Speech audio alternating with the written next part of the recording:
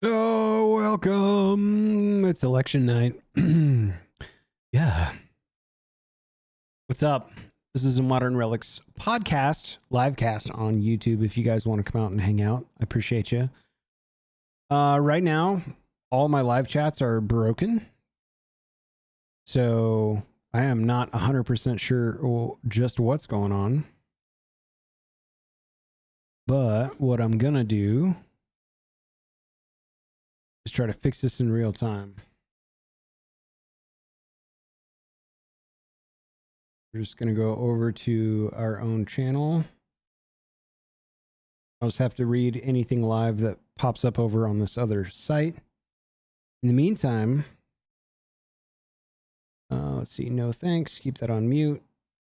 In the meantime, I think we're just going to watch election coverage. Lucky is not here right now. I think he's going to come in later. He is doing stuff with the family. They had some stuff that they had to take care of, so you're stuck with me. But we're going to hang out. I'll be on and off camera. We're just going to watch the feeds as they come in. Hopefully there's not too much commercial interference. And we'll go from there. I hope you guys are buckled up and ready to go. I also don't know how tonight's going to go. I don't know if we're going to have a winner called tonight, if it's going to go deep into the morning. I've heard about bomb threats at polling locations in Georgia, which I think they're covering now. There's like a lot of shit going on. So everyone try to keep your cool out there. But we're just going to have some fun. I just got off work. I just threw the stream up. I haven't prepped anything. Lucky's not here right now. Hopefully he'll hop in. But like I said, if I got to break away and use the restroom or get some food or something, we're just going to hang out together. So feel free to ask questions. I don't know why my live chat is not working in my streaming software. It just says, sorry, it's completely unavailable. So I don't know what's going on, but I will periodically pop over and take a look at your questions from chat from just watching our own YouTube feed. So I'll unmute the broadcast and see if there's any insights, but buckle up. We're starting the race in progress, so let's go. Criticizing the way the polling's going. If they would just come work a poll one time, and understand. And if the audio's bad, just let me know. We have in Georgia to make sure that it's fair and safe election, then they would understand that we do have fair, safe, and honest elections in the state of Georgia. And I want to thank the Secretary of State's office. They've done a great job with that. I want to thank all those poll workers out there and all those election superintendents. But I hope you guys are doing well. Chairman Allen, you're safe. For helping turn around what admittedly was not the greatest election in 2020, but Fulton County hopefully is going to have a great one this year. I got confidence in them, and I'm appreciative for all that they've done. Yeah. Thank you. Thank you,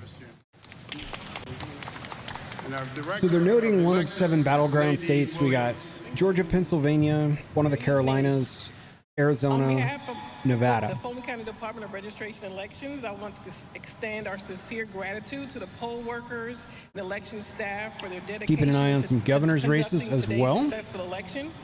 We want to provide a special thank you to the county manager, Board of Commissioners, Board of Registration and Elections, and the numerous Fulton County departments that supported us in this important effort. We planned, but if you guys are feeling some kind of way, have any questions, or just want to get away from the fucking madness, welcome. Come on in. Participating in advanced voting, and more than 26,000 absentee by mails that were accepted. These numbers surpassed the total turnout for the 2020 election. Despite a few attempted disruptions, our staff and poll workers remain steadfast in their commitment to ensuring a smooth process. I wonder if I can fix this thing live or not. I'm going to try. These disruptions, there will be 5 precincts that have to remain open past the 7 o'clock poll closing. Those locations are C.H. Gallant Elementary School, which will remain open until 7:15. Etris Darnell Community Center, which will remain open until 7:45. Lake Forest Elementary School, cool. Which will remain that worked. Open until 7:10. Southwest Arts Center, which will remain open until 7:43, and Northwood Elementary School, which will remain open until 7:45 p.m. Those dates, cool. That's number 2 works. Locations and times are posted on our website and have been posted at the precincts. So now we are going to proceed with the election night tabulation, and we'll post final results tonight on our website when completed.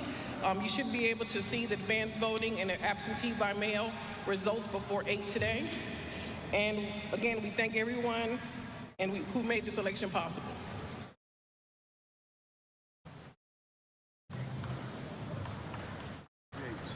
All right, now our police chief of Fulton County, Georgia, Chief Yates. Good evening. As I told you yesterday, we had 177 voting locations that we put. Hold it up. Is that better? Yes, not bad. Good evening. As I told you yesterday, we had 177 polling locations, and we placed an officer at each one. That wouldn't have been possible without the help of every law enforcement agency within Fulton County coming together to make that happen.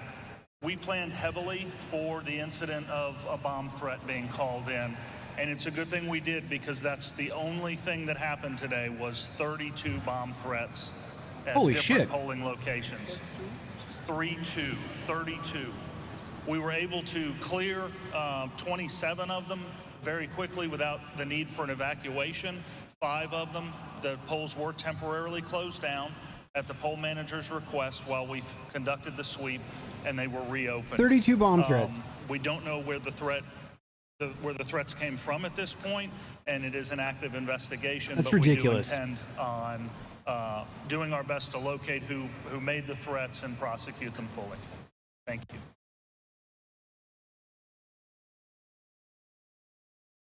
Now, County Manager Dick Anderson. Thank you, Mr. Chairman. So I just want to wrap up at least 4 questions by telling you how much preparation went into tonight and today and all of the advanced voting. I got a new mister. It's behind me. Began a whole of government Trying to mitigate some of the approach static while electric the shock Spears from Board of touching Registration stuff in the and house, Election, especially in the involved wintertime. every aspect of Fulton County. If you're with a wondering clear why there's a expectation fountain back there, set that's by our new. chairman and the rest I'm of the board adjusting that we would have a to slightly more humidity than tremendous negative experience for humidity. voters and a free and fair election, which we've obviously accomplished.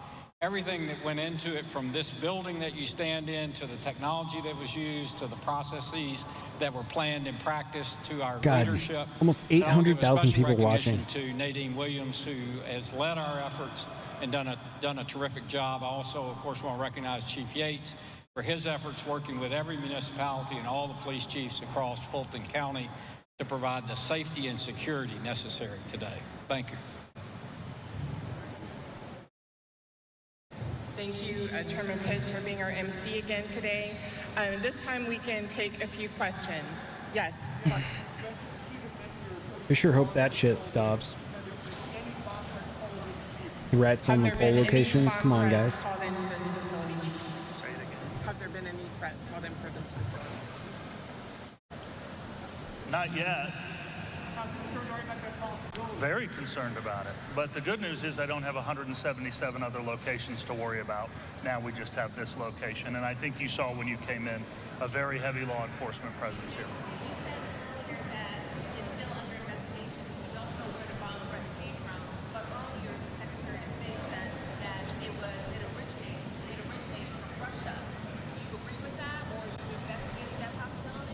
All right, so you have some of these Fulton County officials, including law enforcement there, update us on some of these bomb threats that have been made, these hoaxes to polling locations that have caused some disruptions there, not only in Fulton County, but in the state of Georgia writ large here. So you can see that some of these officials are taking questions on, how ballot counting and how the voting will proceed henceforth from there. You heard there from Raffensperger, the Secretary of State. They are keeping 10 locations open a little bit later because of some of these disruptions there. But you heard from some of these county managers there in Fulton County that there's no credence to some of these bomb threats. They called them hoaxes there in Fulton County. In the meantime here, I'm Andrew Kraft. Thanks for being with us. We do have a few race calls that we do want to make here. I want to bring this up. All eyes right now are focused on West Virginia at the moment here, and the presidential contest. Take a look at this.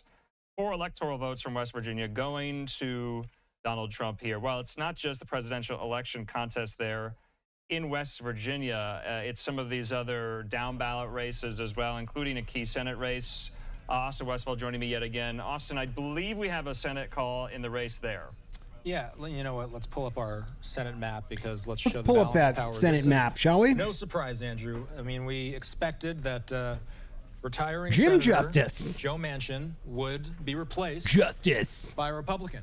Jim Justice, he's a he was a popular two-term governor in West Virginia. terms. You may know him from his Twice the English terms, bulldog, twice the Baby fun. Dog, who made an appearance at the Republican National Convention. So Justice and Baby Dog making their way into the Senate's upper chamber.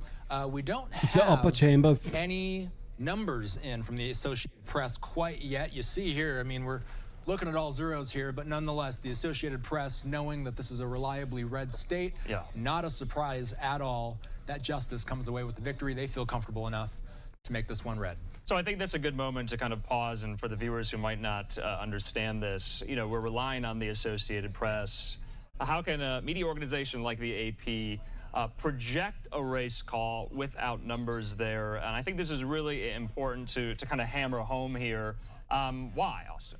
You know, ultimately, this was one of the races we knew was going to flip red. There was Senator Joe Manchin. He was an independent. See, I hate we this knew shit. Jim Justice, the Republican, had a huge we're just calling stuff 'cause we just over knew. The mayor of Wheeling, you? West Virginia. This was Ah. not going to be surprising at all. And as soon as some of these numbers do start coming in, most assuredly, they're going to be heavily lopsided in Jim Justice's favor. In the meantime, Jim let's look at Justice. the wider senatorial map here because this is the balance of power. There's still a lot of empty notches to fill in.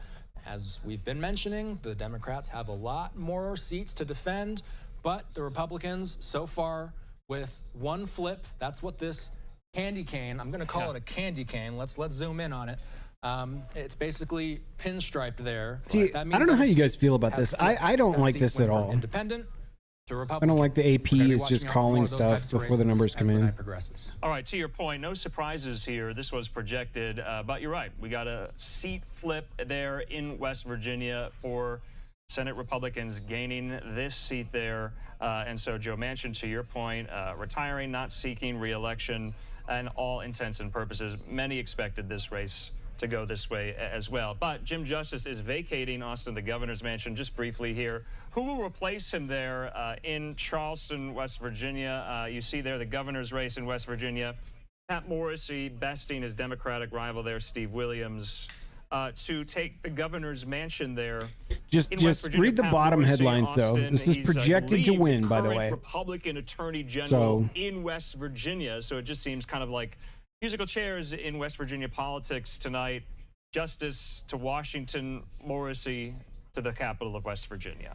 Yeah, ultimately, what I'm going to say about this race, again, we're working with the AP's figures all night. What do you guys and think? I've got Do you the guys results think up that- here. And again, we're looking at all zeros, but that I should just gives name you my some house the sense governor's of mansion? How reliably red then I could some be of like, these yo, states are.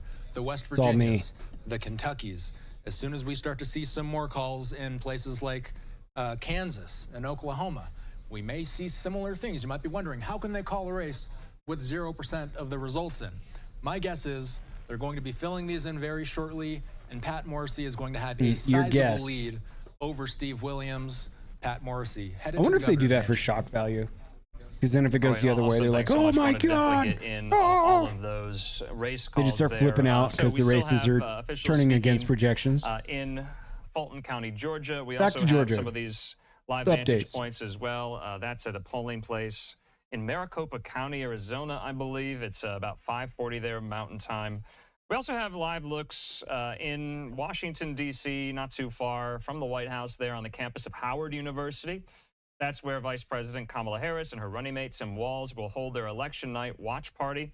We also have the one there in West Palm Beach where the Trump-Vance election night watch party will be held there as well. But like I said, all eyes briefly were focused on West Virginia, and this is an AP race call. Republican Jim Justice defeating Democrat Glenn Elliott in the West Virginia Senate race. Justice, and here to your point, Austin, his dog, Baby Dog, going to Washington here. In the meantime, yes, please. Ultimately, what we're looking at here are a number of gubernatorial races across the country. Only one of them was expected to be competitive, and we're starting to get an idea of what those results are looking like. Only 7% of the vote is in so far. New Hampshire is the one gubernatorial seat that we didn't know which way it was going to go. Chris Sununu, the outgoing governor, deciding not to run for re-election. So far, Democrat Joyce Craig has a very small lead over Kelly Ayotte. So we're looking at 49.4% to 48.5%, only 0.9 of a percentage point separating the two right now. But again, only 7% of the votes tallied. It'll be interesting, Andrew, to see how that 7%. race Okay, I in was New like, Hampshire that's, plays out as the night. there's no goes on. shot. Yeah, let's bring into the conversation more expertise and analysis. Austin, we're going to do that. It's been with like our friend blue there, governor, Bill blue Scher at the Senate. Washington Monthly. He joins us. I think forever, Bill, has it thanks not? for being with us. I know you're really busy tonight. I don't know much about Vermont let's other than just their get you to excellent respond to some of cheese. those race calls we just brought our viewers coming to us from West Virginia. No surprises there, right, Bill? Yeah, no surprises. Who would have guitars in the background of their nothing that I think you should screen treat share, huh? as a bellwether. Oh wait, that's this guy too. You know, in 2020, almost the entire country shifted a little blue relative to 2016, but with some notable exceptions. Florida actually got more red. So when 4 years ago, when the Florida numbers came in trending Trump, And my state's a battleground state, so, and I think it's an important one too. I'm not sure we're going to get to all of the states tonight, maybe there isn't a nationwide shift one way or the other. but I'm Maybe it's more of a quite curious mix. to see So if we're looking Nevada at, you know, moves some people are looking at particular on the red side of counties with purple instead of the partial blue side returns, this but time. It's still very early to be doing extrapolations. Be very right interested now, to in my see. opinion. Okay, so that's the theme right now. Nevada's Where we interesting in stand, that, you're saying like, it has too to early remain for any of debaucherous these, enough and blue enough extrapolations to keep Las Vegas some of the bellwethers going, out there but reading the tea leaves. You and I, almost and Austin West, we've done that nobody all year is covering this election here. We actually do have a live lefty picture up out right here now. that's outside okay, of you the can see city. there, this is live. So we're going to be getting these in throughout the course of the evening at these election night watch parties. This one there for Mark Robinson in North Carolina. Of course, he's the lieutenant governor right now. He was embroiled in scandal in the latter half of this campaign here. We also have some results coming in Embroiled from in the North scandal. Carolina gubernatorial election here. Let's take that. All right, his challenger, the Democratic Attorney General Josh Stein, up 75 over Robinson's 21. This is only with 2% Wow. of estimated votes counted here. Bill, I got to ask, Robinson's in for quite a tough night, is he not, here over Stein? Yeah, this is not going to be a nail biter.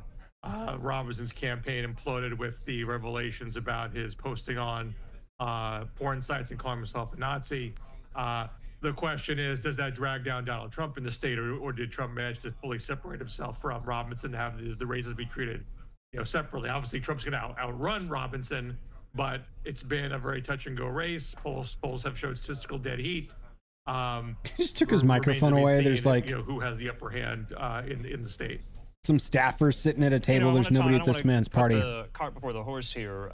Feels like birthday Bill, parties I've had but before in the Republicans past. do any soul searching about Just candidate me, choice and couple selection of when it comes staffers. to these kidding. primaries in these, especially kind of purplish, bluish, reddish states like North Carolina going forward? Will any lessons be learned from Mark Robinson as a candidate? I mean, he's the sitting lieutenant governor right now. I mean, they should, but it all depends. Sorry about on the how sporadic well Donald content, Trump guys. does, I'm because Donald in Trump this with you. Sets the tone. We're just hanging out. The We're just candidate recruitment for Republicans in 2024 we're gonna see was what better than what comes. 2022. You had fewer Carrie Lakes, but you do actually still have Carrie Lake running for an office in Arizona. So they didn't wipe the slate clean, and obviously Mark Robinson was an obvious misfire. But other candidates were more traditional, like McCormick in Pennsylvania or Sheehy in Montana, Moreno in Ohio. And we don't know how well these people are going to do yet either. But you had less ticking time bombs than you did with Mark Robinson. But again, if Trump pulls this out, he is not someone that's going to tell Republicans that letting your freak flag fly, can still work. And they may take more gambles. If he loses another presidential race, Donald Trump, then you got a much bigger reckoning that goes on inside the GOP. 1% estimated put a fine votes. point on North Carolina. I've got the map behind me showing the Tar Heel state right now. So we're looking at the major metro areas of Charlotte, Greensboro, Raleigh, there are a lot of rural communities out here. I want to see where Nevada's at. I don't even think they're going to start tallying at this was point. hit by Hurricane Helene, and there were a lot of questions over whether that would impact voting there. Can you just put into context for us how important the Tar Heel state is in this cycle? It is one of those 7 crucial battlegrounds that we've been talking so much about. Kamala Harris has a path to 270 without North Carolina and without Georgia, those 2 states we're looking at right now, because those are the battleground states where polls close on the early side. If she wins the blue wall, Michigan, Pennsylvania, Wisconsin, and she picks up the 2nd congressional district of Nebraska, which she is expected to, and she holds all the other states that are blue last time, outside of the battlegrounds, that's 270. If Kamala Harris wins North Carolina or Georgia, that is a very strong indication that she's going to have a good night tonight. But I'll give you a caveat there. If Kamala can't trade North Carolina for Pennsylvania, she can't trade Georgia for Pennsylvania, because Pennsylvania is 19 electoral votes and Georgia and North Carolina are 16 each. So I sure hope that if we call North Carolina for Pennsylvania early, goes red tonight, ladies and gentlemen. She's going to be the president of the United States, but I wouldn't say it's a done deal yet. So, Bill, though, back to Austin's question about the impacts of Hurricane Helene, have we seen any? You're getting updates from Lucky at the moment. As well. There's some voting stuff going on. Especially from Republicans and the Trump in the campaign district. About electoral integrity, voter integrity, especially in parts of western North Carolina. Have you seen anything to suggest that those fears came to fruition? I haven't seen it, but I would not put myself as the expert on what was happening in West North Carolina right now. And obviously final turnout numbers are not, we're not going to know for a little bit. So we're going to want to compare those to 2020 to see if there was a dip there. So I want to go to some of these other gubernatorial races. This one there in New Hampshire. I'm sending him a picture of all of you. So we have 10% of estimated votes. I know we're kind of ping-ponging over the map here, but it's gubernatorial cycle as well. Kelly Ayotte, the Republican, very, very closely over her Democratic challenger, Joyce Craig, and the numbers changing in real time. Only 10% estimated votes count. It's still early. Chris Sununu, the incumbent Republican, I believe either term limit or opting not to seek re-election there. Bill, what do we know about New Hampshire and with the presidential contests too here? Well, this is a light blue state. It has gone Democratic for the presidentials for some time. Whoa, Kelly pulled ahead a little bit. In 2016. 10% of the votes counted. When it was Hillary Clinton versus Donald Trump. But it's also a bit of an old school New England Republican state on the gubernatorial level. Libertarian streak. Chris Sununu was a popular Republican governor there. Not seen That's a tight race. 39,151 to 40,104. And Kelly Ayotte was trying to run in that mold. At 10%. That's why it's a more competitive race, and the presidential race is going to be there. All right, so I want to move away from this. We're staying in New Hampshire, though. We do have some of these results coming in on the presidential level in New Hampshire there. Harris up over Trump 55 to 44, but only 10% of estimated votes counted. Austin Westfall and I, we were discussing earlier today the enjoy your campaign's key censorship focus, and or lack of focus thereof. Constitutional rights, New Hampshire. In the last couple of weeks here. Bill, have eat you them up, enjoy that, the high gas prices. Should we be paying attention to New Hampshire at Let's the presidential go. level right now? Well, Vance did a late trip there, but I think that was more bravado. Enjoy voting for somebody who should scare you in a foreign relations discussion with be a little delusional at times and do another things country's they think they have a shot leader. at when they really don't. Yeah. So there's no evidence in those numbers there that this is going to become tighter or tight enough to actually make this something that's a jump ball. So this is looking pretty safely blue to me. Did Trump put boots on the ground in 2016 or 2020 in states that nobody thought he would win?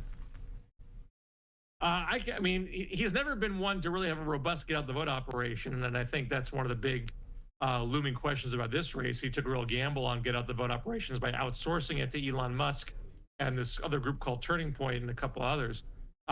What Trump has done in every race he's run is visited states that he has little chance in. They're trying to show a sense of bravado. He spent a lot of time in Virginia and Colorado in 2016. He went to Minnesota in 2016 and 2020, and this time around he went to New Mexico and Colorado and New York City infamously a week ago. So he's always tried to give this sense that he's going to really, scramble the map when the map looks to be, pretty rigid. All right, and we are tracking more of these races here. Bill Scher, we're going to take, and also we're going to take just our final commercial break of this hour, and polls will close soon in more of these battleground states at the top of the next hour. I'm Andrew Kraft. Thanks for being with us here as we continue to monitor, track all of these results as we close in on the top of another hour here. Just want to stay East Coast polls are going to start to close, friends. Just brought you some of those results from New Hampshire. This is the the Vermont gubernatorial election between Phil Scott, the Republican, and his Democratic opponent there. This was called. Scott with yet another pretty handedly easy victory over his Democratic challenger there in Vermont, and he'll spend another 4 years in the governor's mansion in Montpelier there. So wanted to get that in just briefly. Let's take that final commercial break. We'll see you in 2 minutes. He looks pissed. This guy working the Fox desk at the moment. What's up, Prunes? Right now it's just me. Lucky's doing stuff with the family for a little bit. He's gonna hop in when he can. We're just chilling tonight. There's no real directional content. We're all in the passenger seat now. We're in the passenger seat waiting. Polls are starting to close on the East Coast, starting to drift.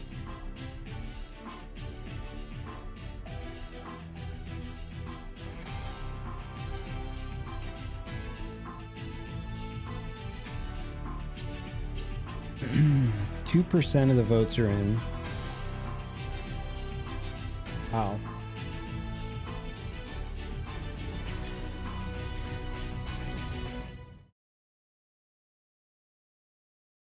I like that they have like the little commercial countdown. Holding pattern. You know, I'm never one to like super duper freak out about stuff. Things traditionally don't just go my way all the time, right? I feel a looming scariness if Kamala Harris wins the White House, that this person that can't do interviews without rigidly sticking to script or having the commentary of her own answers edited before they make it out live. I'm scared of that person freewheeling a foreign relations deal with another country's leader. I'm scared of that person giving a State of the Union address. When you really look at the history of her professional actions and credentials, there are almost none.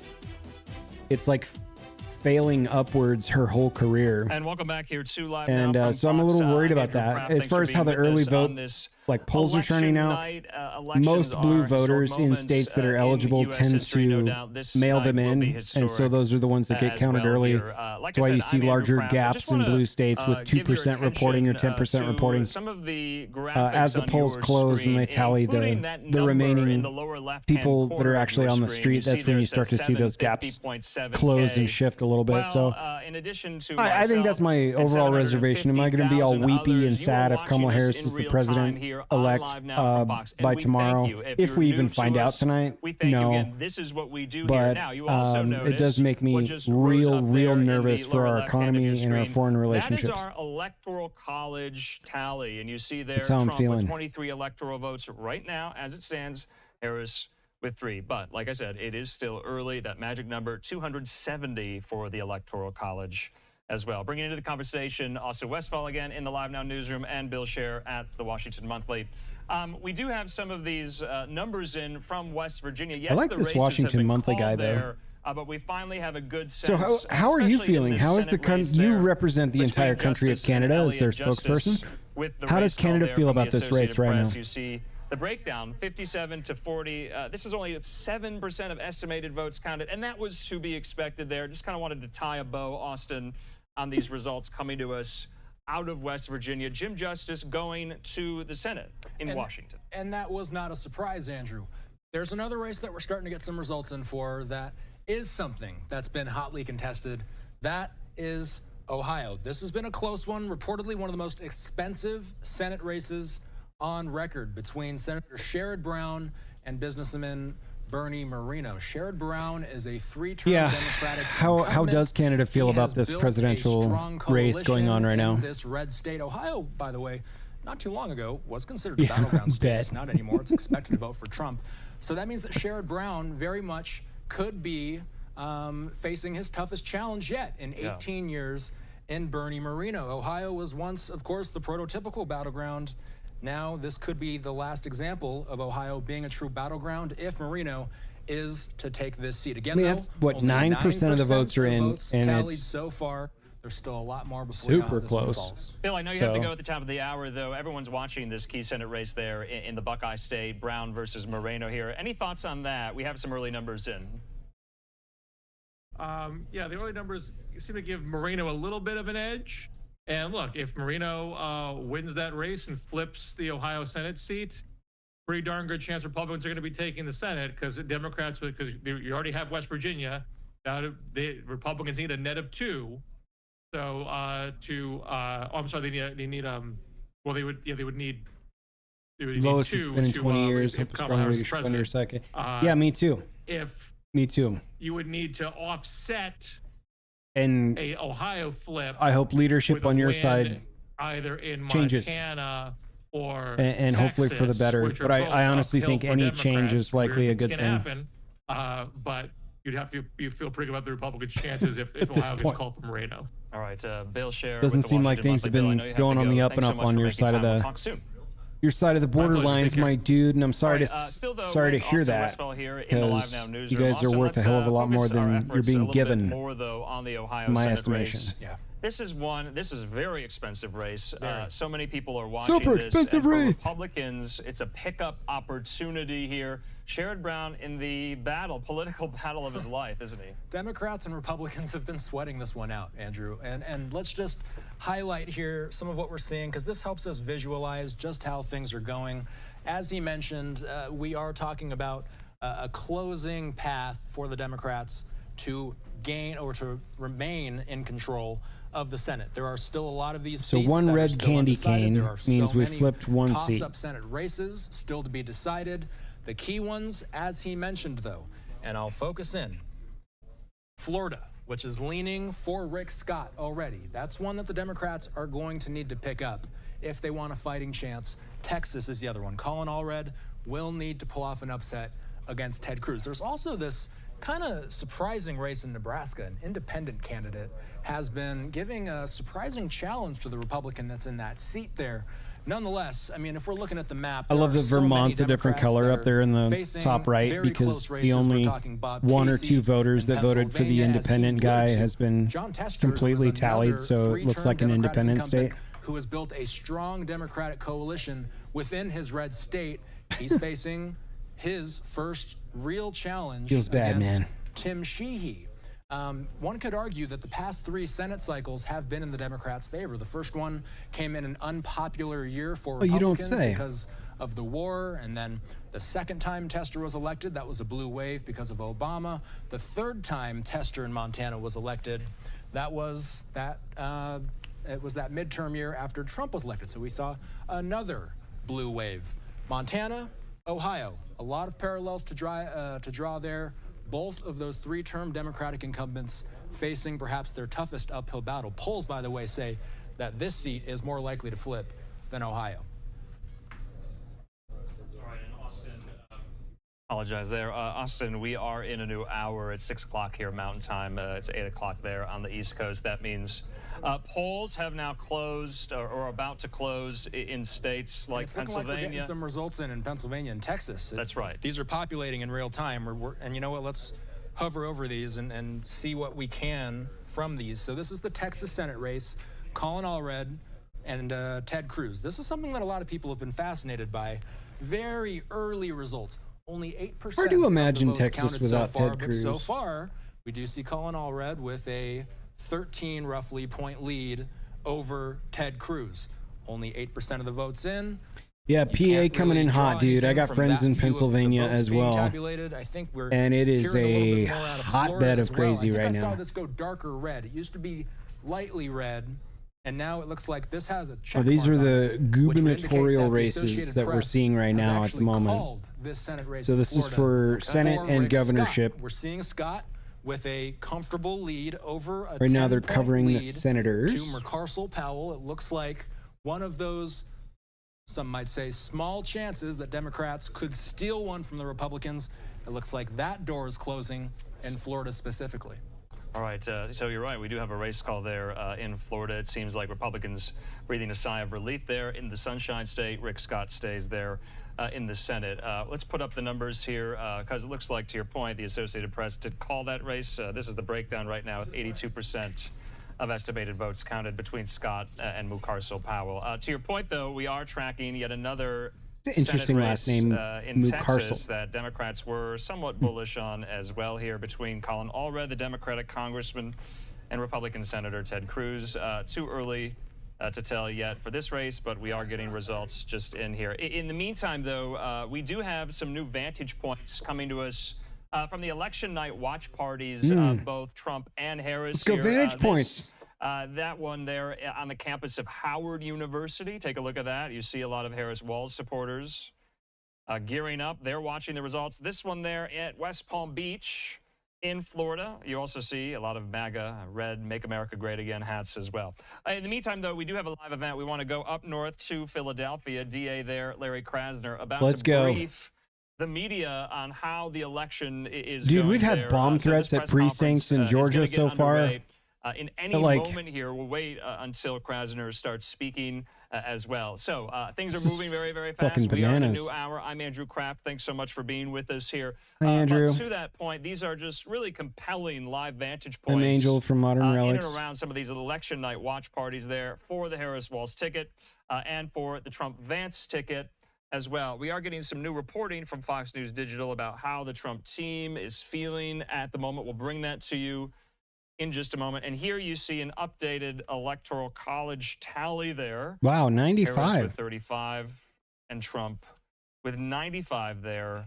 Remember, the magic number is 270. Right. So you Gotcha. see there at the election night watch party for the Trump Vance ticket and the election night watch party for the Harris Walz ticket there on the campus of Fordham Those University. tiaras are Excuse me, sick. rather, Howard University outside of Washington. In the meantime here, we are waiting for the district attorney in Philadelphia, Larry Krasner, to begin this kind of highly anticipated press conference there about some of the threats that have been made there in Philly, about some of the voting numbers, about some of the ballot counting in Philadelphia. It looks like he's beginning. Let's listen.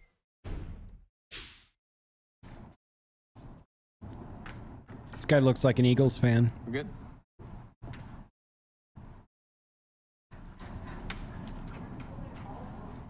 Are we ready?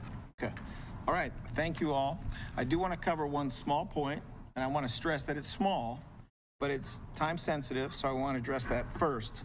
There is one polling place, 1013 Ellsworth Street, that is going to be kept open late. It will be kept open, as I understand it, from very recent information. I From couldn't get the election wings court today, dude. Until 8:23 p.m. My job had other plans for my time. I believe that means that if you're in line at 8:23 p.m. You can tell it's serious when they take their 1013 glasses Ellsworth off. Street, Guys, I'm going to try and then, of course, replicate what you'll I be able just to saw vote, here in even real if there's a time. line.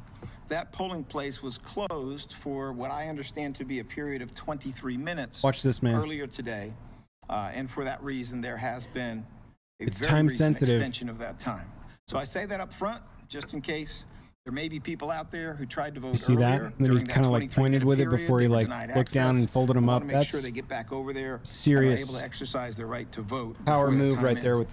with the glasses. You see that? I will be getting into that very shortly, but the short answer is yes. All right, so Yeah, I tried for the bipartisan wings, dude. It just I'm about to. Thank you. couldn't All right. get there in time. So the big picture. Guys, is watch the that big we picture. were I'll all be very right back. hopeful Stay with us. that the Stay city with of us. Philadelphia would have a very smooth election day, and that very smooth election day would look like other ones that we've had, where there were the usual significant number of insignificant complaints. That is essentially what occurred here, with a couple of small exceptions. One of those exceptions does have to do with bomb threats, and the other exception has to do with an individual who has been detained, and we'll get into that. But the essence of it is this: people have been here all day. They have been out in the community. I have been out in the community all day. We have been making sure that when there was any sort of a concern or a complaint, we dispatched an attorney. We dispatched law enforcement. I want to give a special thanks to the Philadelphia Police Department, to the DA's detectives in this office who have done an exceptional job today of responding to everything that came up. There wasn't that much, but they were great about responding to it. And that, I think, has had a lot to do with how well the day went. The two exceptions that we are going to talk about, and then we'll do. This guy is not messing around, Prunes. But the two exceptions are that there were some bomb threats in Philadelphia. See, I hate this shit. Bomb threats and shit. Come on. What the Federal Bureau of Investigation has said publicly, they have recently stated publicly that this did happen in other locations as well. They stated publicly that. So this is now Georgia there was some attribution and Pennsylvania to reporting potentially fucking Russian bomb threats. Source. They further stated that they were fake bomb threats. And in Philadelphia, they were fake bomb threats. All the locations were cleared. As I said before, only one was briefly closed. That was for about 23 minutes. And that one is being extended for another 23 minutes. If you guys are curious, phony, I have a mister threats, going in the no back bombs. to add a little humidity in the room one so I hurt. stop No shocking boom. None of myself that on all happened, these electronics because That it's did winter occur. time There and is the a air is second even event that drier occurred, than it normally which is a down little here. So unusual, it which is that helping an though. I'm no individual longer walked shocking into a everything I polling touch, place. which is good. That They even have extra individual, grounding cables on all the made a tables and threatening stuff. So comment to you're the wondering why effect there's a fountain going off of behind my head. There you he go. was going to bomb that place. He was detained. Police are continuing to investigate that case. It has not been referred So to I us for also heard, charging yet. chat, That is a developing story, that and obviously in when we states, have more including information, my state, we will know about it. But once again, there's no indication here in Nevada, that it was any more that than words. There's no indication that there was a capacity to the carry it out National Guard or is on anything of that standby. sort. That's what we're being told. I will get you that information. We're going to have people who know everything, because I was out in the community making sure that the work that was done by this office and done with our law enforcement partners was done correctly, that people were satisfied with that work, that polling places were aware of how to interface with us so that we could do that work. So they are in the details a little bit more than I am, and frankly, they deserve the credit Well, more this than is I do for interesting. the work that they have been doing all day. I'll be right back Standing again. Behind me are a couple of familiar Hang in with faces. us. Election night. It's Shauna going to be a long one. Silverstein, Matt Stigler, who spoke earlier, they're available to follow up on the information that was provided earlier today. We also have Brian Collins. He's going to provide updates on the big picture of what happened today. Vinnie Corrigan is behind me working away as he was Like this somebody was at morning. my door. And also Josh Barnett, a key player with the Election Protection Task Force, is off-site right now, as he has been for most of the day, dealing with other aspects of our work here. So let me start out by asking Mr. Collins to come forward and give you a general summary of what has been going on today, so you can have your It's always more or weird to less watch day's this end unfold. update. Good evening, everybody. Two sides of the same coin. I can talk a Prunes. little bit more in detail about the incident with the individual at the polling location in a moment. More or less. I mean, Let me it's start off almost by saying interchangeable. it's I obviously only been no use secret that the this words particular swing state. election was hotly Typically when it's contested like throughout the entire election it's season. gone one There way was a for lot the of last heated few rhetoric. election cycles, and then it Passions were swung high. the other way. Given all of that, But we are versus an out-and-out extremely pleased battleground with where what we nobody saw can really today. call the coin The flip vast until the majority of final what tally we comes through. responded to were But that's situations just where how we I use simply those, had but to I think they're explain to used everybody who was interchangeably. out there what the rules were for what they were allowed to do. Like while my state's a campaigning, swing state, my where state's a they were allowed battleground to state, stand, that kind of what thing. sorts of things they were allowed to If, do. And we tried um, to be as proactive if as we could be. Nevada given the turns number of into the people that big we red had available machine, to try to which send is them a out very to do important that electoral kind of community college outreach to talk point to total to people and pick let them up. know what's going on, what the For rules Donald were, Trump, that's going to be so that good people could news for the continue to Trump express their campaign at opinions about large. who they wanted to vote for. The other and is people our who wanted neighboring to state vote over were in able to do so Arizona. safely and without any disturbance to their ability. All right, so you've been listening there to Philadelphia officials led by DA That's Larry absurd what's going Krasner on in updating us Philadelphia on right some of now, these, or in Pennsylvania right now. Incidents that Yeah. took place. I mean, I in and think around it's the same thing. It's just how Philadelphia, some of that's these, normally how I use those words, bomb but threat hoaxes and the like. I think they there, mean the And same. so, just an update out of the city of brotherly love. All right, I'm Andrew Kraft. Thanks so much for being with us. We have a lot of race calls to get to Let's go. right now. Let's call some including races. especially at the presidential level here. Let's just start because I can't so wait to many hear how Lucky's race calls feeling once have he been gets made, back. This hour already, we're still very fresh in the hour. Let's go through them right now. All right, we do have race calls for president. This now in South Carolina, Trump beating Harris there. He gets 9 electoral votes in the Palmetto With State. 21% of the votes counted, you're calling it? Trump with Florida, take a look at that. 30 electoral votes in the Republican column there. Trump winning Florida yet again, like he did in 2020, over Harris with around 87% of estimated votes. Kind of the AP calling this for Trump. Trump will win Florida there as well. In the meantime, though, we do have a race call on the eastern 5% plus seaboard, minus, not a blowout. Massachusetts That's very much going right. for Yeah, Kamala Harris. when it's a coin Harris flip getting from the Massachusetts' onset, you just don't know 11 which way it's going to electoral go. votes. Moving back down south to Mississippi, this going for Donald Trump, former President Trump, getting Mississippi's 6 electoral votes there. Yeah.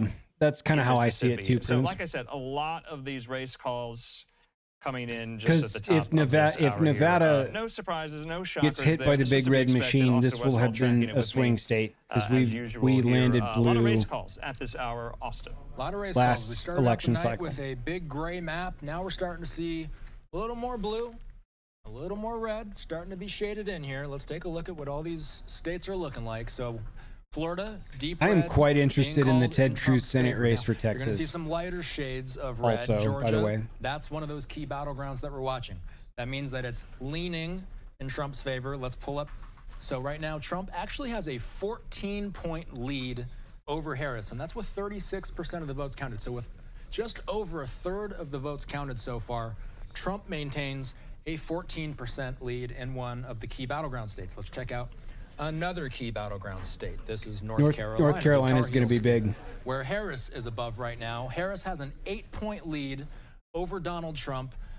We do know that those are the battlegrounds that we're tracking. We're Pennsylvania, and yeah, let's focus in on some of these other ones. So we're getting preliminary, very preliminary results, I will say. Pennsylvania, some consider this to be the biggest prize out of them all. The easiest path to victory for both Trump and Harris is through Pennsylvania. Only 5% of those votes have been tallied so far. There's still a lot to go. The early returns are favoring the Democrats. Harris has a 50-point lead up on Trump right now. Some say that there's something called the blue mirage. Sometimes Yeah, this is the early votes. Early votes can Typically, be blue tabulated votes first. come in early. Sometimes those can favor Democrats. They call that the blue mirage in some cases. There's some states where a red mirage could be possible as well. So it's possible that that's what we're seeing in these very early minutes in Pennsylvania. And while you have me here, Andrew, let's also take a look at Michigan. That's one of these other battlegrounds. Only 2%. Can only stress, this is very preliminary data, but so far, Harris with just about almost a 50-point lead over Trump right now. So are there any bellwethers from any of this data, Andrew? Of course not. It's way too early. We're going to be waiting for quite some time as they tabulate results in some of those bigger counties. Specifically, we're going to be watching the Detroit area. That's where so many of those votes come from in Michigan. In Pennsylvania, we're looking at Philadelphia and some of those suburbs around Philadelphia and in Pittsburgh. There's still a lot to learn. Pennsylvania for me That's is right. is And quite it is, interesting to your see point, very the early still blue and the red amount of mirages, confidence that blue can voters be, have in their operative party at the line, moment here, but even we are in after for all a the long shenanigans night, from Austin, the stay most with me here. recent We do want to just get into Joe some more of Biden these race presidency. calls at the presidential level here. Want to put this which was up. the We real also have blue battleground mirage. I'm not states, quite too. sure what he To your did other point, you than just put try some of to those up. I believe we're undo the getting, some stitching and race the calls threading in from for Harris, prior and Trump there, presidential in policies states like for Oklahoma that and state. states So like Maryland, Oklahoma going for Republicans in see. the Trump column.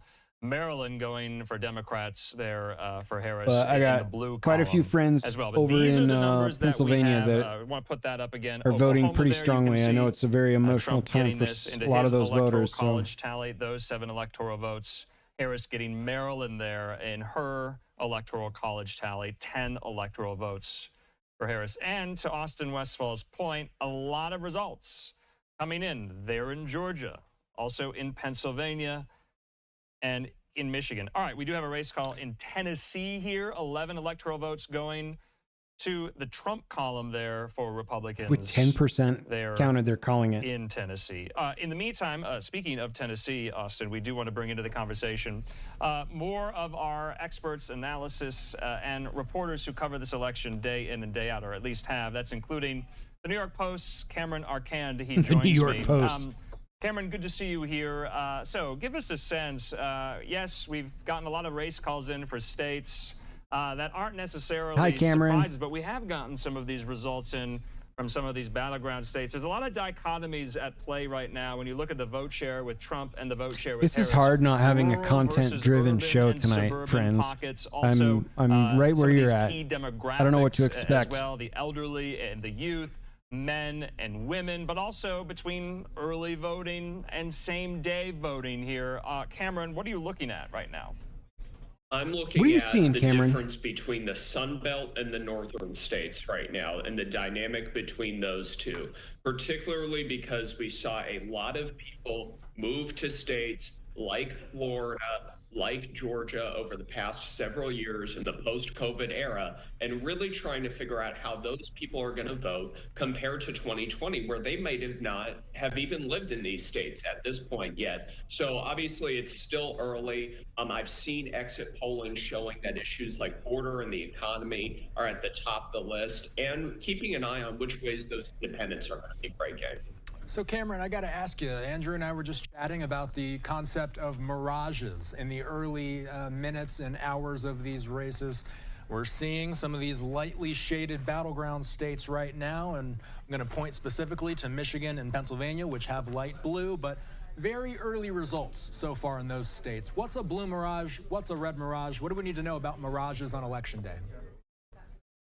So I'll use the example of here in Arizona. We're going to see a drop of ballots that came in early, some of those election day votes, and a good chunk of those as well. So I think we really got to keep an eye on those ballots and seeing how that evolves throughout the night. Are we going to see more mail-ins I love that tend those to favor glasses Democrats? help me see small or are we going to print? see a situation where it kind of flips slowly over time? As these races tighten, it really boils down to the different ways these people decide to vote. And so we'll see a different impact in different states in terms of how that plays out. But I think the key here is for people to be patient. And if you see a close margin, you see that margin flip, keep an eye on terms of what those ballots are coming in those ballot drops. Yeah, that's such a good point, Cameron. Almost like the object in the mirror isn't as close as it would appear, or is as close as it would appear. That's a bad analogy, so, yes, dude. I think a lot of people are kind of just It's keeping their terrible. powder dry on that one, knowing that some of these Even his results coworkers you gotta are like, take with a grain of "That's salt not right landing, now dude." because they come in piecemeal. But we do have our electoral college tally, if we can just bring that up here. I was told by my Bring it executive up. producer that in 2020, at this very same point in the night, the tally was identical to then and now, 2020 to 2024. At this point in the night, you see it there in the lower left-hand portion of your screen, 95 for Trump, 35 for Harris. It is really, really early so far. We have vantage points as well, though, inside of the Trump election night watch party there in West Palm Beach. We also have vantage points outside on the campus of Howard University in the nation's capital at the Harris Walls ticket. So wanted to get all this in. I think that was a kind of a good pausing moment. Let's take a quick commercial break, you guys. Austin Westfall, Cameron Arcand, they'll join me on the back end here. We'll see everyone in 2 minutes.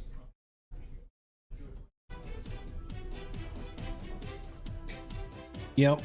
Early yet.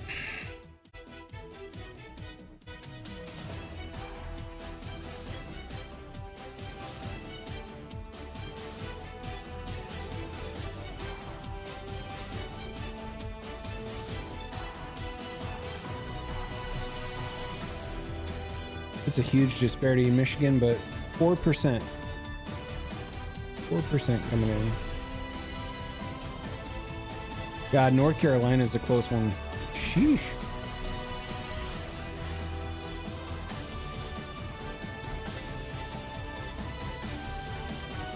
I like all the latent drama of all the people that are like standing in line that couldn't get out and vote earlier than today.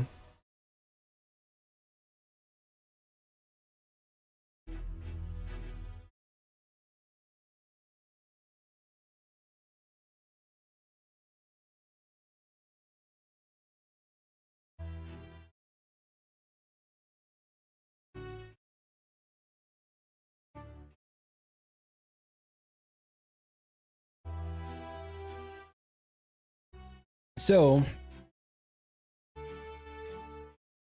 when's your next election cycle, Prunes? If it doesn't get called up ahead of its regularly scheduled time.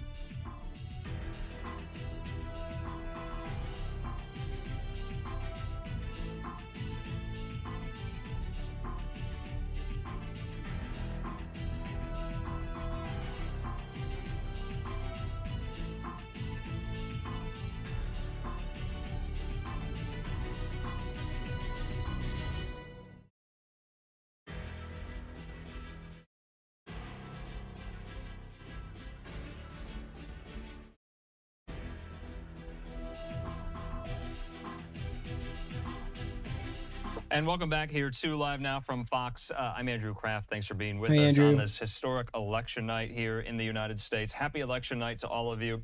Let's get into more of these storylines throughout the course of the evening.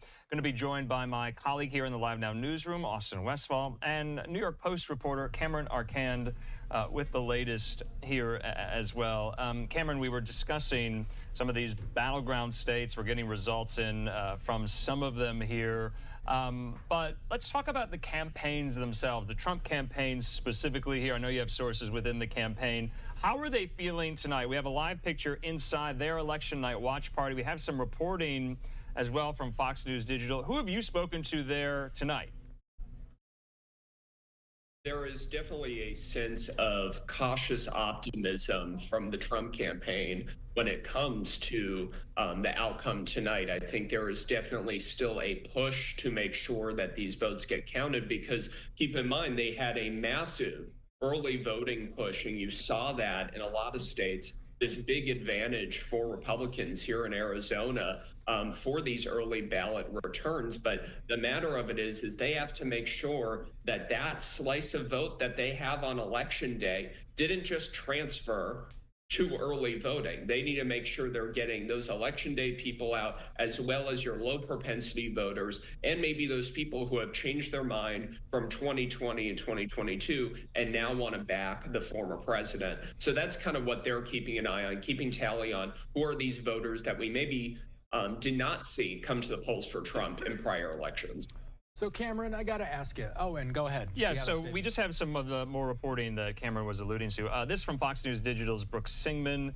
She's talking to Trump campaign officials. They're telling her early signs are the night could be shaping up like we hoped, on track for a great night. They say the direction indicated by early voting is continuing, and people who voted early did not cannibalize election day voting. Based on network exit polling, Trump campaign officials saying exit Trump is polling doing has a very better with female anti-incumbent voters mood. than Harris is doing with male voters. That's a real Also, PC they say way of GOP putting that. turnout in Philadelphia is high, where Trump was successful in 2016 and 2020, like South Philly and Northeast Philly. Also, they say rural turnout for Republicans is quote unquote through the roof. They say exit polling has a very quote anti-incumbent mood here. So this is to be expected, you know, from some of these campaign officials, Austin, going into election night. They want to project confidence here. That seems like what you're getting from some of these quotes obtained by Fox News Digital on the Trump side. That's right. And if we can, I want to bring Cameron back in because I want to ask him a little bit about his state. We've been talking all day about the 7 battleground states. I said earlier today the easiest path to victory for Harris would be the blue wall: Wisconsin, Michigan, Pennsylvania, 1 in Nebraska. The easiest for Trump would be North Carolina, Georgia, and Pennsylvania. That's the path of least resistance for both candidates.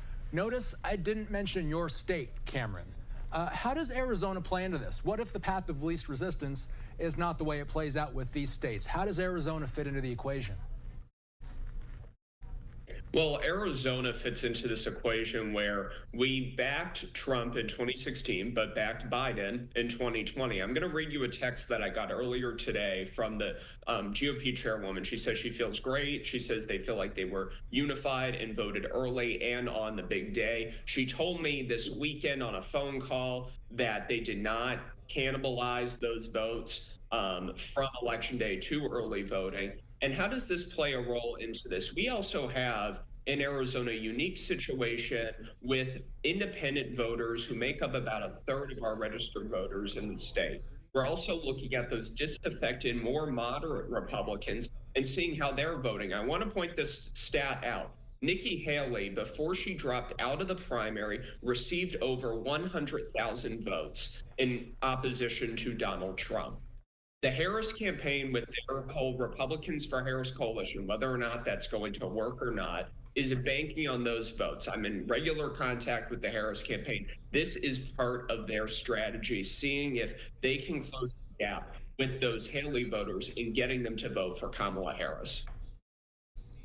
All right, Cameron Arcand there with the New York Post. Cameron, thanks so much. Have a good election night. Great reporting this cycle, as always. And in the meantime here, we do want to bring you out to some of these live events that we have at the moment here. Austin and I and Cameron were talking about Arizona, dude, live specifically events. major Let's go. issues put to Arizona voters on the ballot, like immigration, like abortion. Same with Florida, though. We are getting some of these reactions from some of the candidates there in Florida, including, remember, that key Senate race between Republican incumbent Rick Scott and his Democratic challenger, Debbie Mucarsel-Powell. We have Mucarsel-Powell. Okay, it looks like this just wrapped up here. So we're a little off on our timing at the moment there.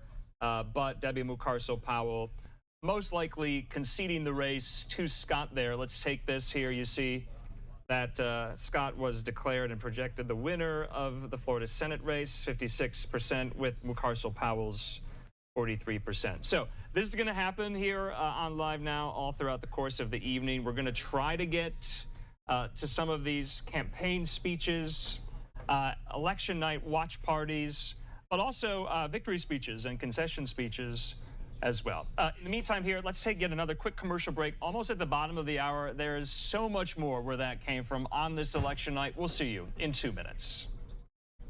Almost at the bottom of the hour. It's 5:30. Means it's 6:30 where he's reporting from. Not even. It's 5:29.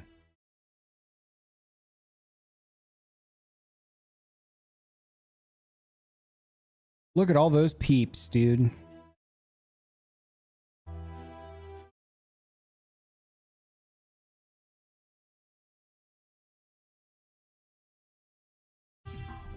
For our American voters out there, how are you all feeling? I don't feel optimistic or pessimistic. And I also don't trust anything until probably tomorrow, when all the votes are counted.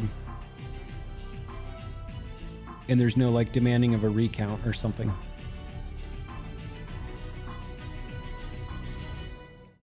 Gotta frame up that Google building. Yeah.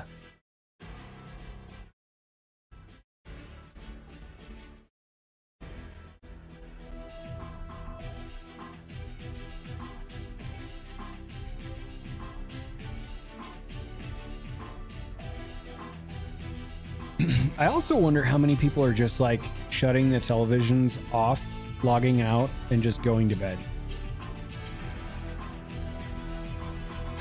I think truly there is a shit ton of fatigue going on from just the people that I've talked to. Oh, it's still daylight in Honolulu. That's got to be nice.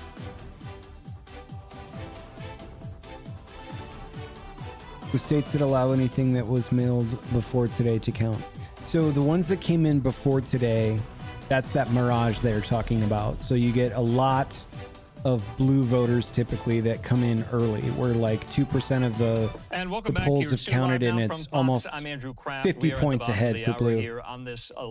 It's the absentee ballots that come in after the fact for people that are like maybe deployed overseas and stuff. I don't think historically I've ever swung in a state's election by a full percentage point or not, because there aren't that many compared to the election night watch party. The rest of the tallied votes, but they do count them and project them quickly from his Democratic opponent, because those are the ones they've already Powell. tallied. She conceded the race to Rick Scott there, and this is the so that's where, the results, like, to you know, the Associated early Press Pennsylvania right stuff. You can see there, there's a 50-something point lead with only 2% of the votes. That means 2% of the votes were almost unilaterally blue, and they were all early voted we also stuff. know So Trump has been projected to be the winner of Florida as well, besting Harris. So Florida looking very, very solid for Republicans, as it has in the last cycle in 2020 as well.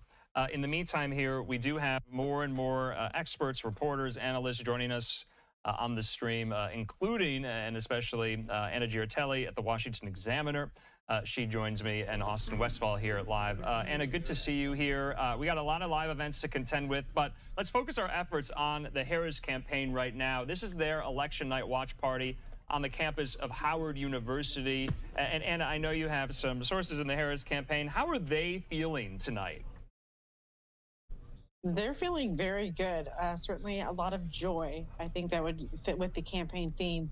But the Harris campaign, I was with them last night in Atlanta for a concert, parties, lot of high expectations. They're really confident that this is going to be their time. That what do they expect? I wonder. Stuck on message. Certainly, what are they expecting? Someone who doesn't do interviews, default, according to Republicans, because like eating a hot dog. Has, jumped That's on positions. Kamala Harris's politics. We don't know what's inside. Really, we just eat it. Issues, particularly immigration, which is what I Casey Spectator is at a polling station in their local precinct right now. That's to Democrats' advantage at this point. They just need someone volunteering as a poll watcher. Trump, pretty much stay quiet, from the and defeat community him. front. So I was receiving photographs from Casey Spectator, just bring up a kind of when we fired up the pod, Speaking of Harris and here, let's go to the that is where my co-host is right now. I think there with his son, at least for a little while, and hopes to join this podcast she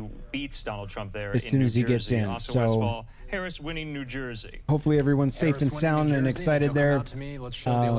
I expect Idaho to be more and more blue, dark red like usual. A lot of these smaller states for the dark blue. I don't know how many electoral college points they have. I think they bought an electoral college point from Washington and Oregon when everyone moved over during the pandemic, but I think they have like 8 or 9 electoral college votes there because their population's not very big. Not a surprise. All right, and Anna, let's get back to that definitely out on the volunteer front. If that was your guess, what you figured, you are correct. Headquarters there on the campus exactly of what Howard they're University doing here. What does Harris need to do if she has the momentum to maintain that momentum? She has to learn politics. What have they done in the last she could learn how to do her job. Days, to she has to do. Any support here?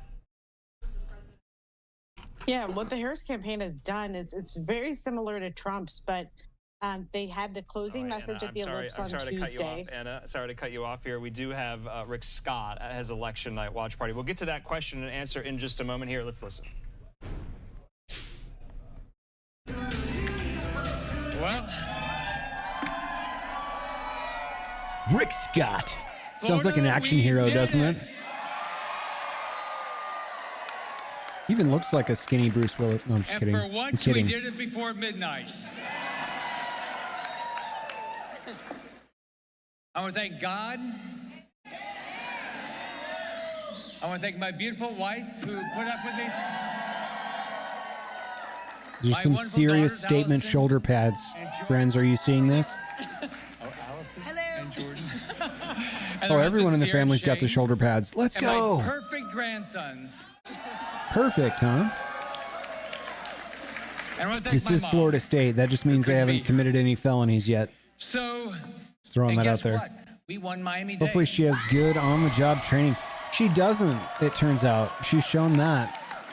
I like, all I can do is be hopeful for that if she wins this election, but I cannot fathom somebody who doesn't do interviews, who can't go off script and speak her mind, This is a team who event. Together we get to speaks celebrate a great victory tonight. cyclically for 30 to There's a 40 lot of minutes people without saying a goddamn thing. There's a lot of I people can't knocked see on them doors. inking life-changing calls, policies for this texts. country in a positive direction. I can't see them we had a lot of people just negotiating with a foreign power, Everyone is- anything from trade to safety.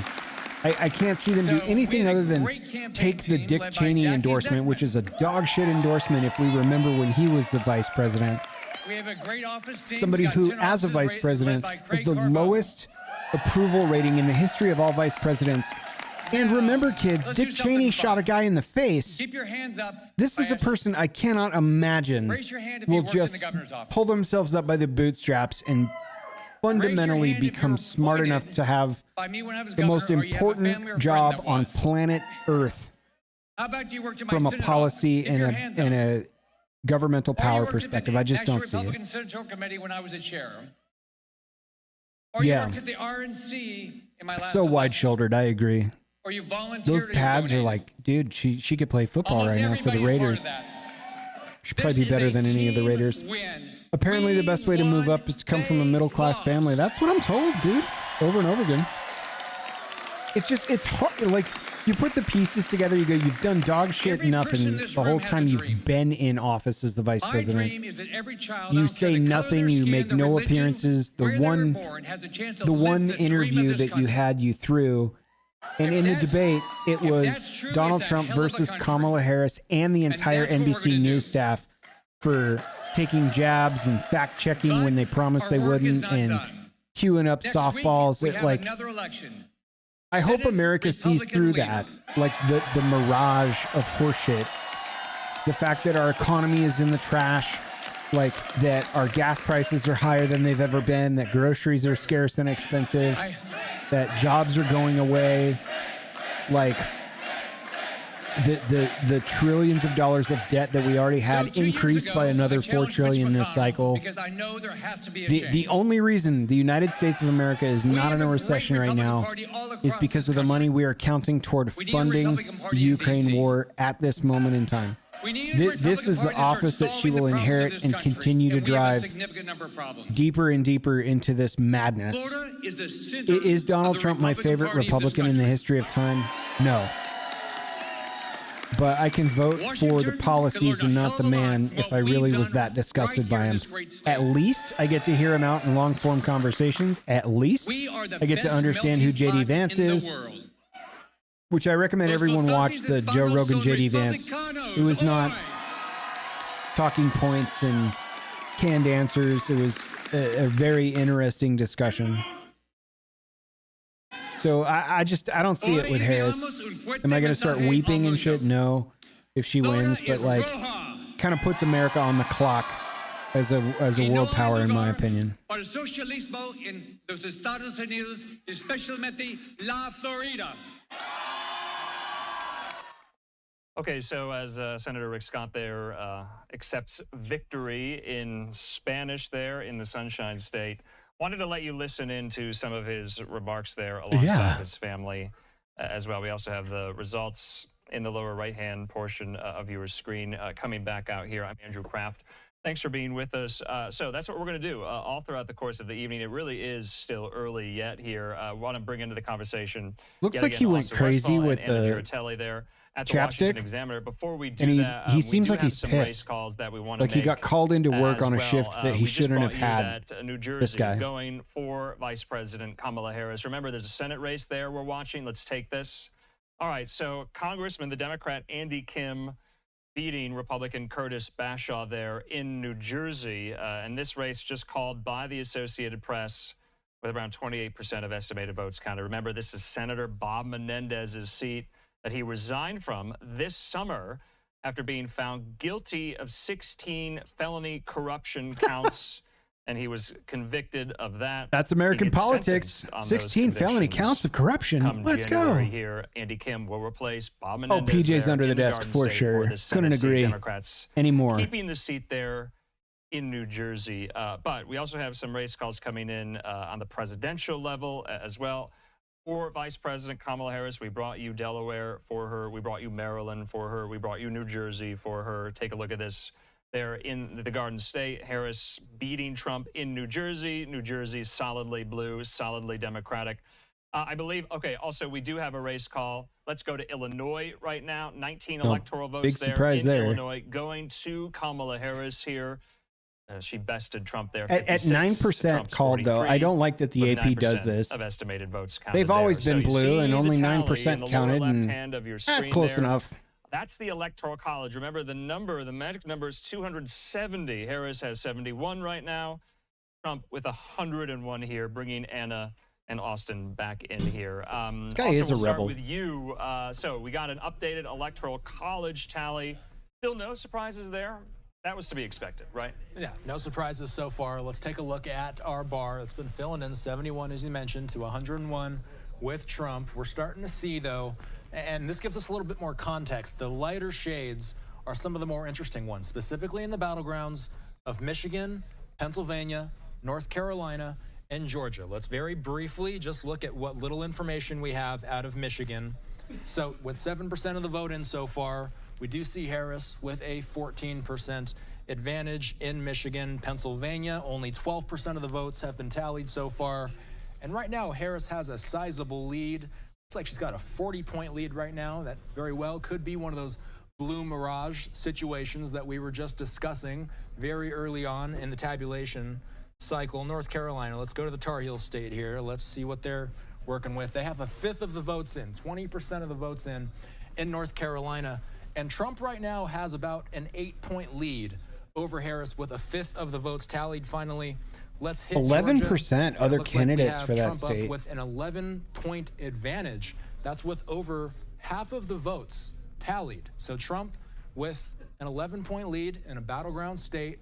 We don't know exactly which ballots were being tabulated in that. We, again, don't know if this is a red mirage, if you will. We will be waiting to see more results as they come in. There you see on your screen right there, Georgia, 52% of this state has been called. Georgia was so important. It actually had a record number of early voters. It was so robust that a top official told the Associated Press that the big day could look like a ghost town at the polls. Biden became the first Democrat to take that state since Bill Clinton in 1992. It'll be interesting to see how this plays out, guys. And Anna, of course, you've spent so much time in Georgia this cycle. Let's talk about it. You saw the vote spread there between Trump and Harris, a little over half of estimated votes counted there in the Peach State. I want to focus our efforts on Harris, too, because we've been showing a lot of the Trump election night watch party. This is the Harris night watch party right now. It looks to be quite raucous there. A lot of performances at the moment on the campus of Howard University here. So if you could, Georgia first, and then what are we seeing right now? In Georgia, you know, I was at a polling site today, and Georgia has 159 counties. 2 of them could be flipped. And I was in one that's leaning blue. And I spoke, actually, I kept finding voters who were saying, we're going to vote for Trump, even though, you know, we may be Democrats, we may be Black. That's the way that we're going to vote this cycle. And people were concerned about the economy. I mean, we've seen it over and over again. Well, they should be concerned about the economy. Being conducted since the caucuses and primaries. It's the this is happening on Howard University, which is a historical, I think it's an all-Black university in America those types still. of things. But it's in you know, D.C.? Tonight, I think the Harris campaign Am I right is on taking that? an early victory lap. It seems to believe it's going to win. Certainly, it looked like it last night when I was with Harris in Atlanta. Or I should say the Harris campaign at a party in Atlanta with 2 Chainz. Yeah, it's in Washington, D.C. And that's what we're seeing on Howard campus. People are excited, but It's between Bloomingdale and Columbia Heights. It's like in Washington, D.C. As you and I know. So, but yeah, it is So, Anna, I wanted to also ask you, because all-Black college, I believe. It seemed like, and this was evident yesterday, moving from Georgia to Pennsylvania, Harris was in Pennsylvania all day yesterday for stops before election night. But hey, who knows? And Maybe she when they was pan to the visiting, Trump campaign, Puerto he'll have Rican like businesses. Cirque du It Soleil seemed like the performers or Harris something campaign like went all that, in on the spinning around on response, like, to that you joke know, that was made at a Trump ribbons rally at and Madison doing Square backflips Garden and in New York shit. I don't know. about a week and a half ago here. Was that kind of strategic on the Harris's part, or a waste of time, money, and effort here? How do you see that? How is the Harris campaign kind of spinning that to their advantage here? It seems like they think there could be some benit to it. How? Right? It's a good question. Yeah, definitely. When elections are happening and they're calling these races in Canada, Prunes, do you have like big election parties with like what happens there? What is we've it seen is the candidates jumping around between like these people 7 doing states, shots of sometimes maple multiple syrup? per What's day. going on up there? But Harris is really focused on Pennsylvania in the end.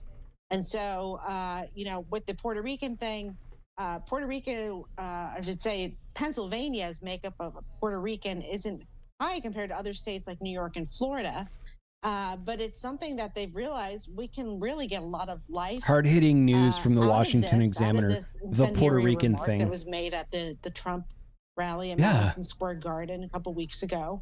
And you're right, Andrew. They've continued to hit on it again and again and again and play the racism card. And, will it work or not? It's going to be interesting to see the exit polls among Hispanic and Latino voters. Even if you get really into the weeds and look at Puerto Ricans, I want more than anything else I think Pennsylvania to vote red and Nevada to vote red. Before that's what I would really hope for. Anna, we were speaking earlier about the Senate and the one that I know power of. My in boss the might be Senate. watching We coverage saw the because race being your called for instability Rick affects his Scott in business to a Florida. degree. Yeah, it He's certainly somebody that's does. thrown his name into not consideration to coming become from a place of the leader of the arrogance. Senate. It's Can coming you from a walk us place through of how policy that setting from process North works? America trade. One of the things that Trump did that I was a big fan of was the unification of trade between Mexico, Canada, and America the House Speaker in a pretty awesome way. They leveraged Republicans, tariffs like they're dealing cards, but it worked at least early on. But depending on who takes control tonight, if we know tonight, So I can imagine they're watching we'll determine, as far as from if it's going to be a House principal and Senate trade controlled business by and one revenue party, by perspective both, for sure. the And White House is going to be controlled I by a am, separate party. But I think Rick Scott no stranger is to throwing sharing a his little hat personal in. information on this pod. I lost a considerable amount of my retirement because of the Joe Biden stuff, as far as investments being absolutely on the verge of collapse in favor of shit that I don't like putting my money into, like Big Pharma. And so Rick Scott has certainly has a firsthand all these understanding of socially driven not only how to help investment pools that a lot of these brokerage firms are moving toward. That's technically illegal and the valuation loss just to the ones I took stays in instead of picking up and moving my money on. I lost a shitload on. So I mean a considerable amount. Like it added potentially 8 to 9 years worth of work to my retirement schedule of not being able to retire on time, not early, on time. And I'm a pretty devout investor of that. So the concern is shared even south of the border for sure. He's going to the governor's mansion there in Indianapolis. Obviously, it's a direct effect on our economy and a latent effect on those around us, but it is still an effect nonetheless, and it's a powerful one. So, and the journey that I've been on over the last 7 do it in the first place. Dear, what do you think about that? Okay. Bob Brown is beating Moreno in Ohio 7 now. years ago in August, when I declared to run for the U.S. Senate, there weren't many believers. And even folks close to you wondered, did you really have Cruz a 2 game points plan? ahead in Texas. Well, my game plan started Jeez. very simply. What? When I got to be the luckiest So man tight. alive to marry this lady here. No shoulder pads. Let's go.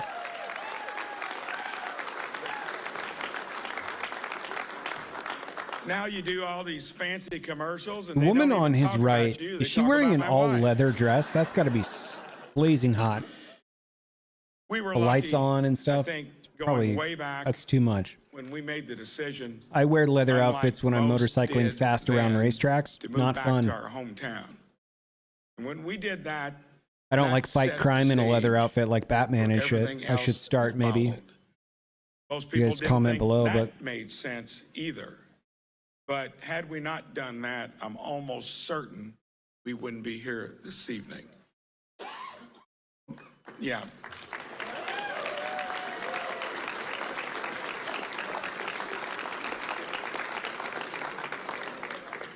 When you marry someone that says the priority is to have my own business and raise a family, how in the hell could you argue with that?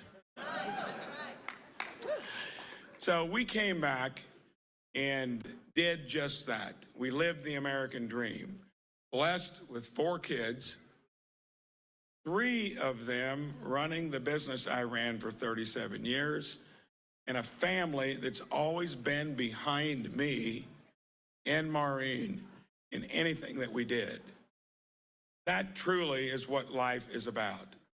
And so often you get caught in the groove where you don't want to get out of it, because that's success measured in one way. To me, once you do it, I think you need to look beyond that. And that's what I decided to do 7 years ago.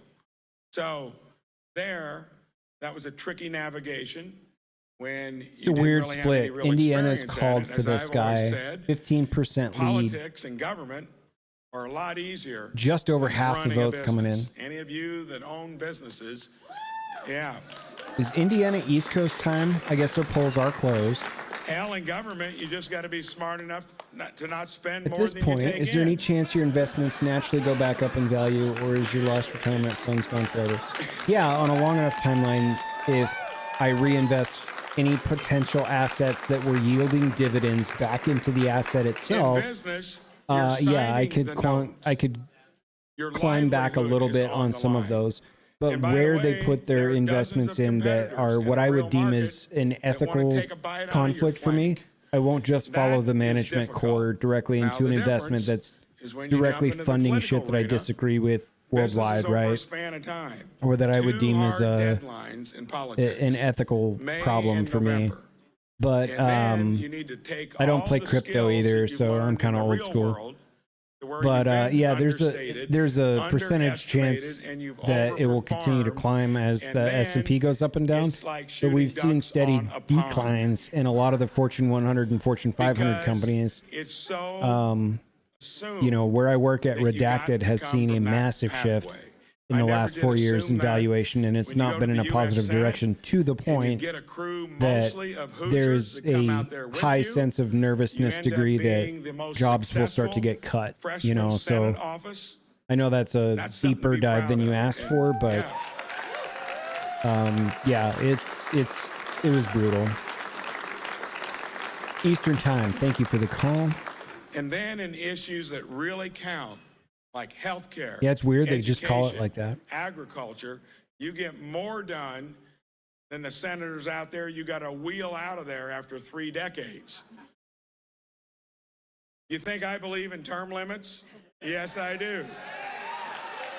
I like the idea of term limits, but that means you have to amend the U.S. Constitution to do that.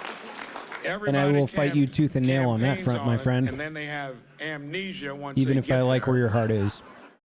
Let's throw in a balanced budget amendment to boot. Let's not touch amendments. Let's slow down on that. As hard as it was to get there, it begs the question, why would you give it up? Wasn't going to do it more than 2 terms anyway. And when I saw the fork in the road to burn another 6 years there, when the numbers, the fact that they're borrowing now $1 trillion every 6 months, and it was annually just 6 years ago, the interest on the debt's as much as what we spend on defense. We need to shock that place into reality. That I agree with.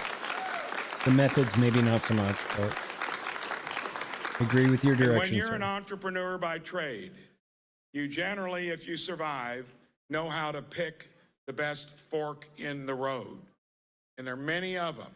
And to me, if it was coming back to lead our state where you can set the agenda, where you're going to get along with a legislature, imagine what you can do with that. Yeah.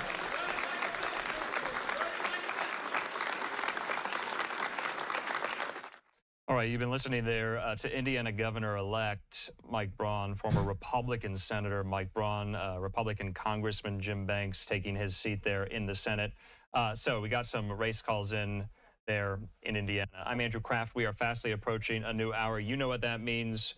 Polls will be closed in even more states. Yeah. So, but we do want to give you a lay of the land. Lock them down. We're tracking, No, don't. and we have vantage points inside the Harris Walls Watch Party. That's live. Also at the Trump-Vance Watch Party. That's live there in West Palm Beach, Florida. I love how they're both set up like standing room only, no seats, races, no sitting. As well. We are getting a race call in a pretty big one. The Tar Heel State, Austin Westfall, joining me in the Live Now newsroom to break it down here.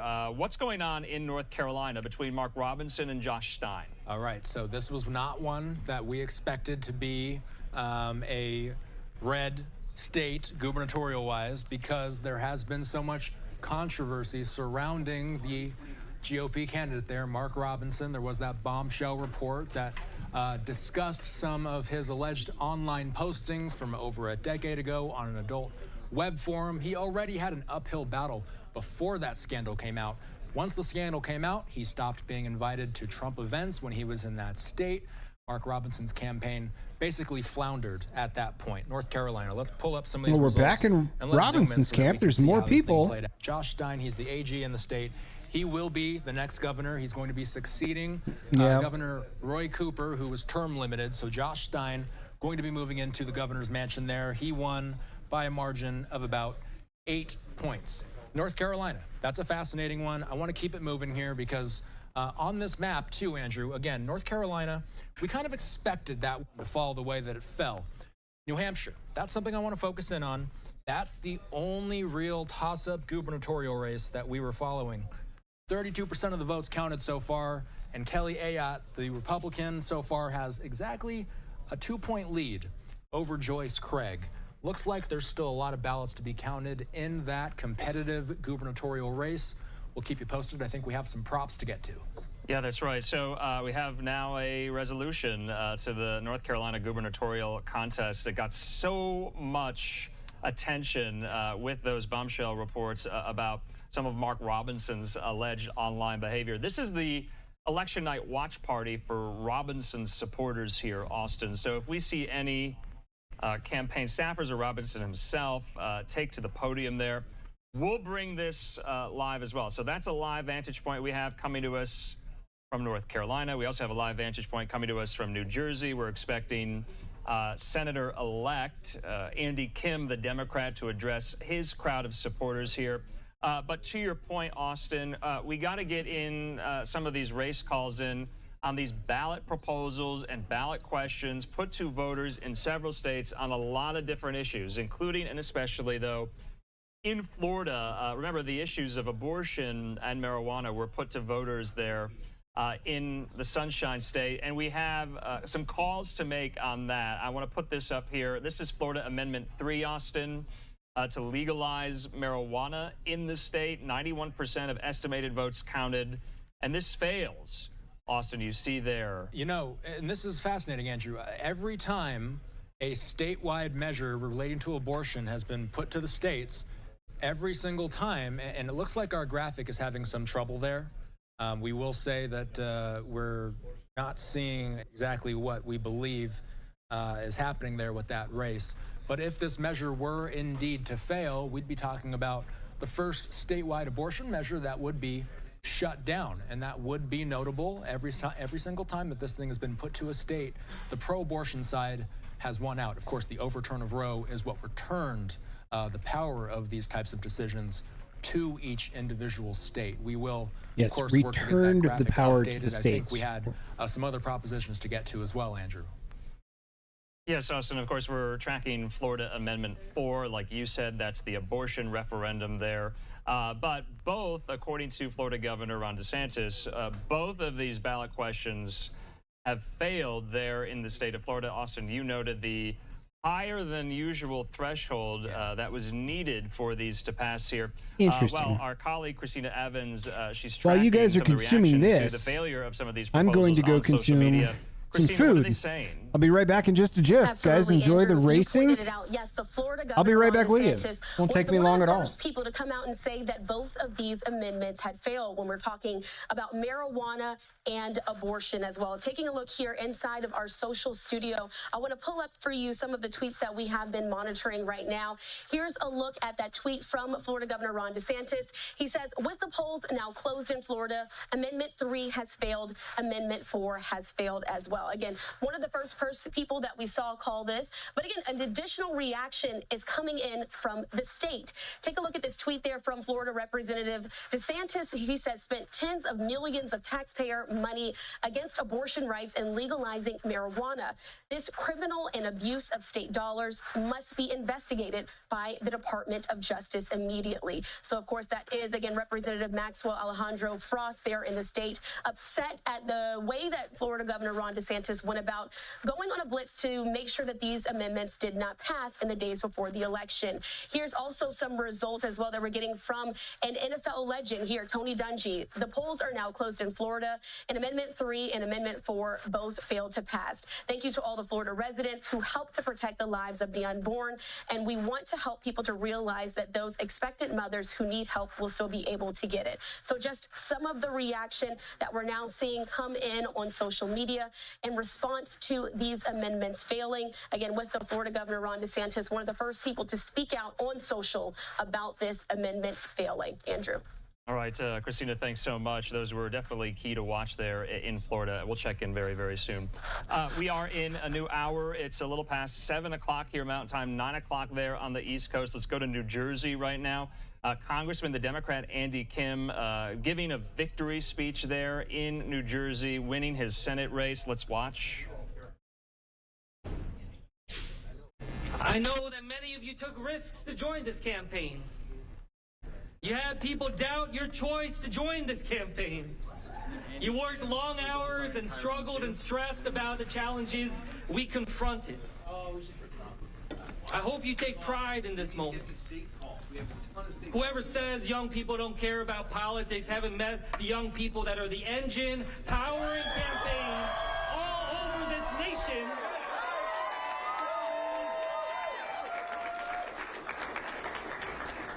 And to our supporters, look what we've accomplished. Look what we've been able to do. By most standards of what is possible, this moment right now should not be occurring. A year ago, 6 years ago, few believed we could show that what we could accomplish. That we showed that politics isn't some exclusive club just for the well-off and the well-connected. That we built something that epitomizes the grassroots. I hope this experience has brought you closer to understanding the essence of our democracy, that you have a deeper understanding of what it means to be a citizen of this great country, and that you feel empowered by that. You've heard me say this line a lot, and I'll say it again tonight, that I believe that the opposite of democracy is apathy. And by extension, I hope that you've seen our campaign as a means of being the opposite of that helplessness. I hope this moment is every bit as meaningful for you as it is for me.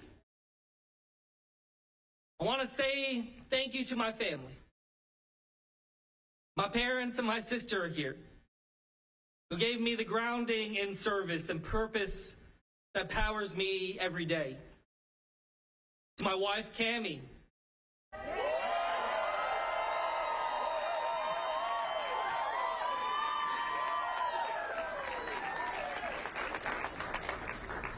Cammie, look what we've accomplished. Look what we've done. For them, right? Yep. I'm just so proud of our family and what we've been able to do, our humble family, be able to take this kind of actions. To my boys.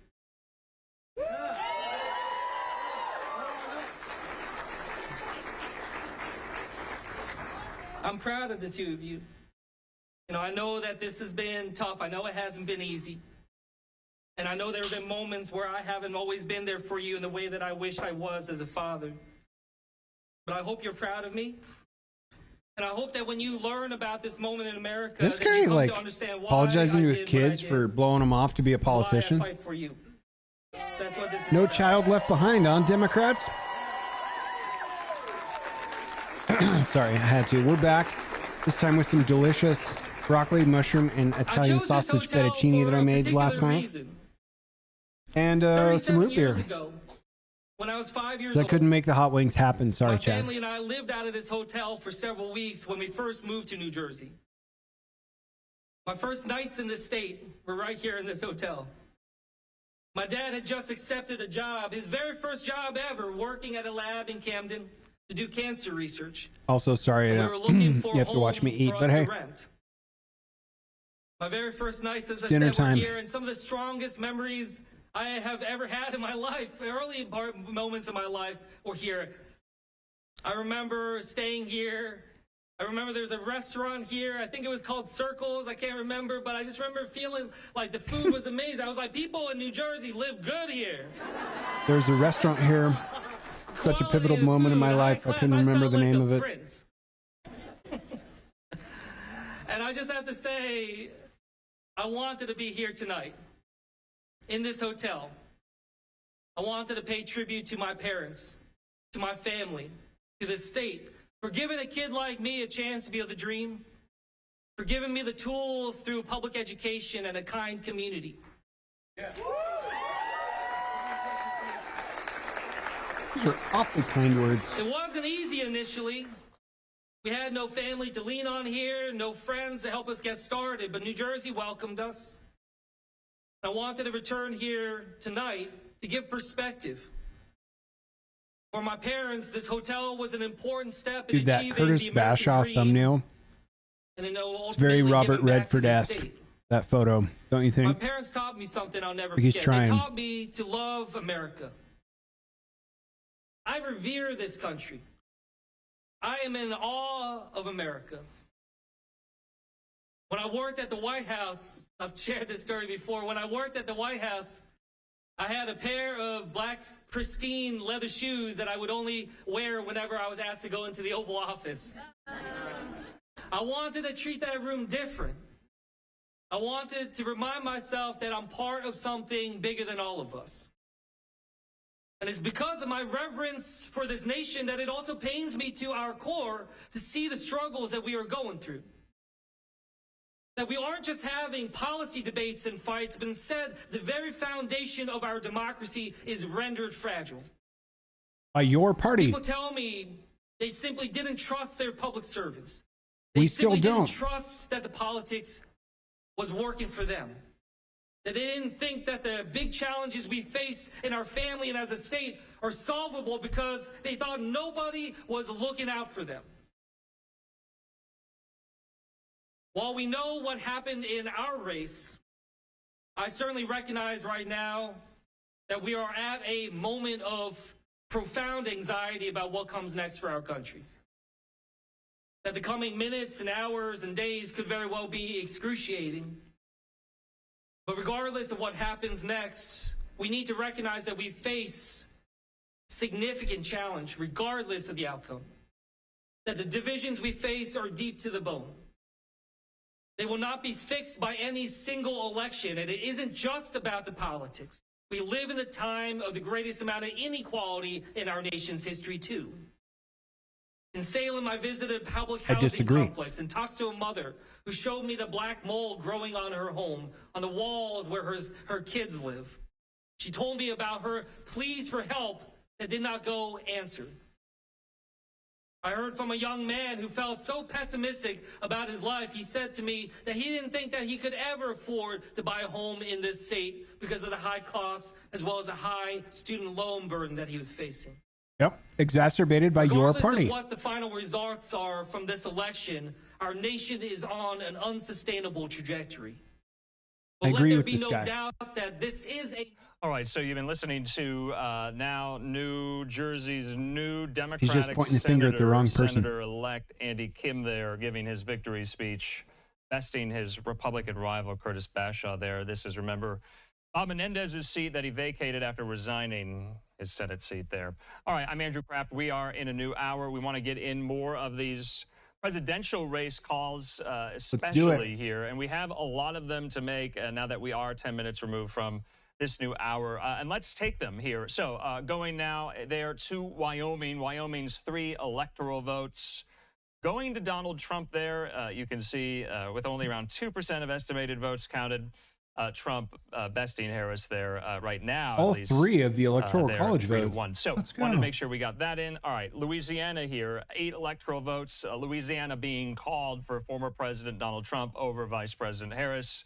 Trump getting 8 electoral votes out of Louisiana. Louisiana staying in the red column here. Also, we do have more of these election results coming into the South Dakota here. 3 electoral votes going to Donald Trump here.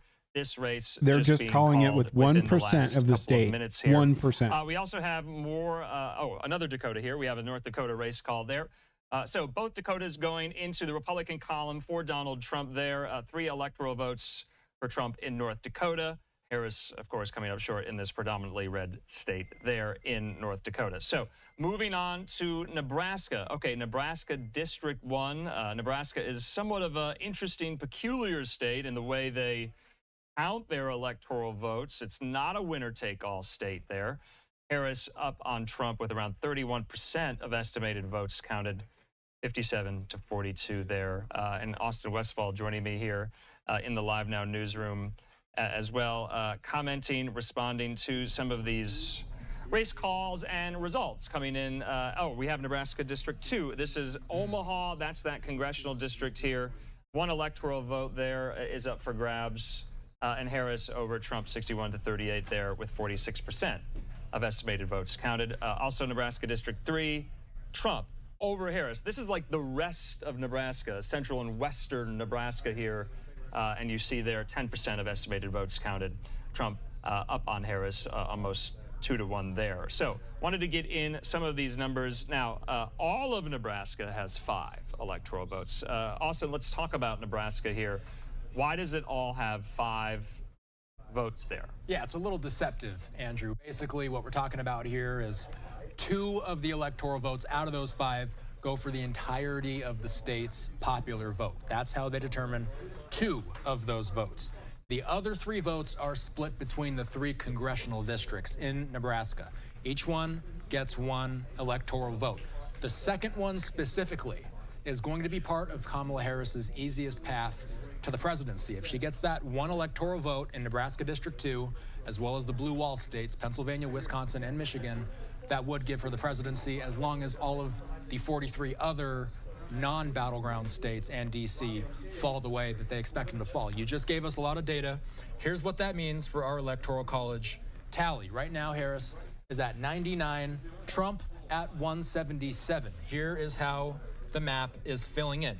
You see a lot of these states that we expected to go red. Why can they call the Dakotas with 1% of the vote tallied? Knows that these are and they haven't called New York, which hasn't voted red dominated really by Republican voters. We see Texas going red, Oklahoma, okay, there it is. Georgia, and let me just say that none of the battleground states have been called so far. Let's talk about Nebraska, because Nebraska is interesting. It's these little tiny dots here off to the corner. You see Nebraska has District 1, 2, and 3. Maine has a similar dynamic where their electoral votes, 2 of them go to the state at large, and then both of their congressional districts each get 1 congressional vote each. So those 2 states, they operate a little bit differently than the rest of them. Ohio, I'm going to throw my red dishes let's zoom in here, because in the sink. Ohio's I'll be right back. Interesting, Andrew. I mean, we've been following elections, and Ohio used to be that prototypical swing state. Not anymore. Look at the results. The AP, with just over 50% of the vote tallied, says that Trump's going to take this state with about a 9-point lead. That's just with over 50% of the vote counted. Ohio's interesting, not so much because of the presidency. We expected it to go that way. Let's switch over to our Senate map here, and let's look at how Sherrod Brown and Bernie Moreno's race is going. So this is fascinating, because Moreno does have the edge over the incumbent Democrat Sherrod Brown right now, but you see the difference. There's a lot less room between these 2 candidates than there was between Harris and Trump. Trump had a much more commanding lead at this point compared to Moreno over Sherrod Brown.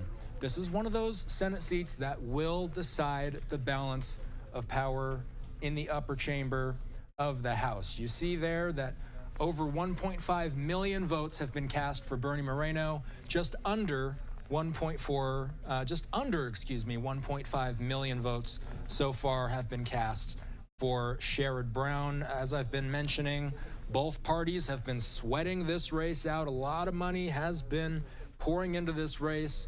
I'm curious to see if this is the last true example of Ohio being a battleground. It certainly looks like this race is a tight one, Andrew.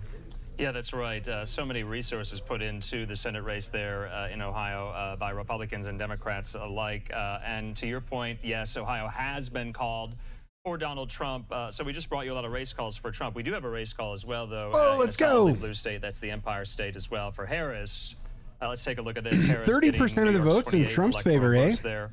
The Associated Press calling for New York? Wow. New York for Harris. So we do want to bring into the conversation as well. Tom LoBianco, J.D. Vance carrying his own state. Tom, it's a good sign. With us here. We have a lot of live events going on right now. Let's stay in New York right now. Democratic Senator out of New York, Kirsten Gillibrand. She's speaking there at her watch party. Let's listen. With our Cyber Academy, so kids can actually go to college free in exchange for public service as our cyber defenders. That will help us keep our country safer. So we have a lot of work to do, but one of the issues that I think people in New York feel most passionate about is guaranteeing women equality in this country. Making sure that we have Trump's our leading civil in liberties Minnesota? and civil rights, making sure that we get to make those life and death decisions over our bodies when we're having children, under what circumstances. We have to guarantee an equal rights amendment in New York State. I hope everybody will vote yes on Prop 1. Get the ERA added to our U.S. Constitution as well. So, other things that I hope we can work on in this next Congress, we need a national paid leave policy. We need to make sure that families don't have to make these tough decisions about caring for a child or a loved one and bringing home a paycheck. We have to make sure we keep supporting our workers, strengthening our abilities to join unions, to collectively bargain for wages and benefits. Yeah. We have to expand access to health care and keep bringing down the cost of medicine. And last but not least, I will fight against the politics of hate and division in this country. No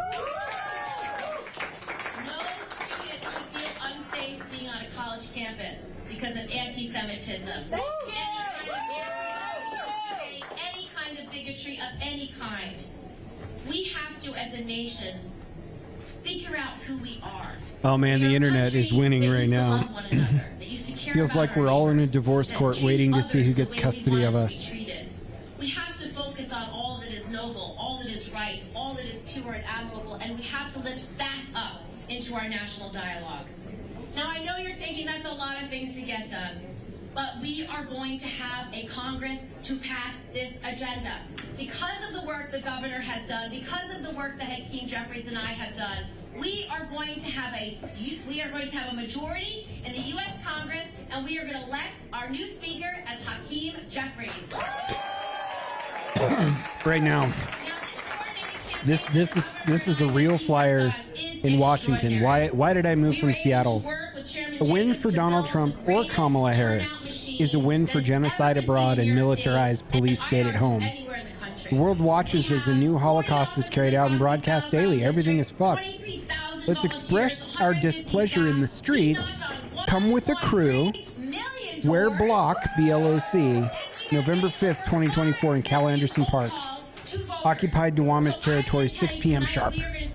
So they're just putting out flyers for civil unrest, regardless of who wins. We are going to flip the House of Representatives right here in New York State. All right, Senator Gillibrand there at her victory watch party. I want to put up the results there for Gillibrand. Quite an easy go at it against a Republican challenger there. This wasn't necessarily one of those competitive races, but also we just brought you the news.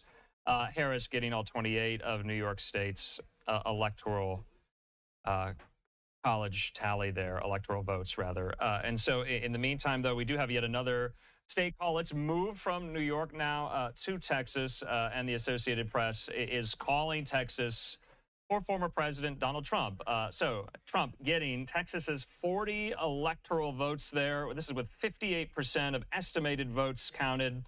And I'm bringing into the conversation Austin Westfall yet again here. So Austin, right now, Texas going to Trump.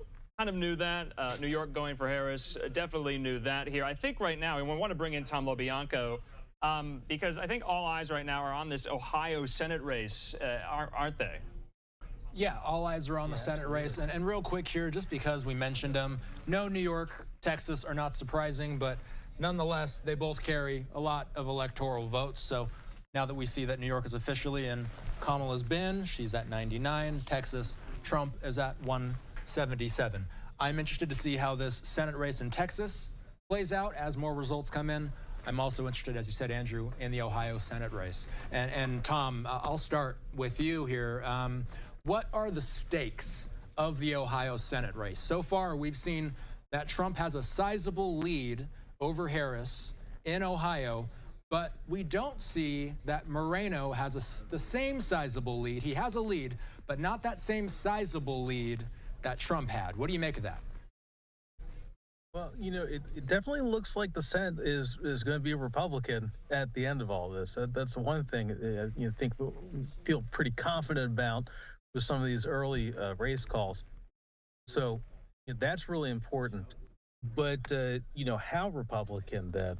If Sherrod Brown's able to hold on, then, but that they'll be Republican, but how Republican will they be? There.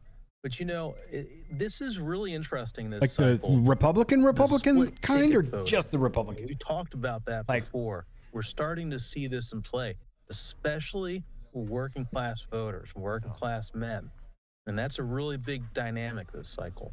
Yeah, and just to set the stage here, Tom LoBianco with 24sight is going to be with us throughout the hour, kind of popping in, reacting in real time to some of these results. Though we do have some live events going on right now. I want to go out to North Carolina. Josh Stein there, the Democratic Attorney General, just won the governor's race over Lieutenant Governor Republican Mark Robinson. He's at his election night victory party here. Let's listen. When we go together, not as Democrats, not as Republicans, not as independents, but as North Carolinians.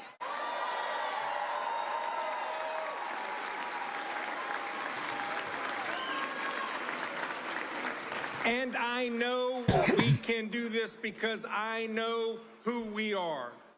Do you, though? I have met so many inspiring people across this state. Debbie and Cornelius, who tragically lost her son to fentanyl and is fighting to protect other families from that same fate. Lauren, a teacher in Greenville, who digs into her own pocket to buy school supplies for her students to give them a better chance. I want to thank everyone I have met along the way for sharing your stories with me. And to the thousands and thousands of people from every corner of this state who helped to build this campaign, I am forever grateful for your support. Thank you for believing in the promise of North Carolina. And if I didn't earn your vote in this election, I hope to earn your trust by working hard for you as your governor. I pledge to listen and work across party lines to do what's right for North Carolina, because no person or party has a monopoly on good ideas. Nope, just good outcomes, it turns out. To all of the smart aleck young people on my campaign,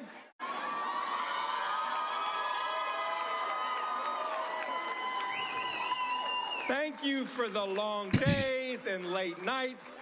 Thank you. That's going to be really weird if North Carolina work, and thank you for the is called for Donald Trump.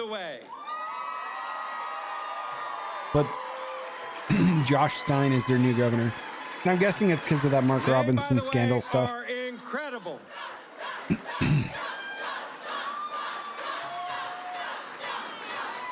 I also want to thank Governor Cooper.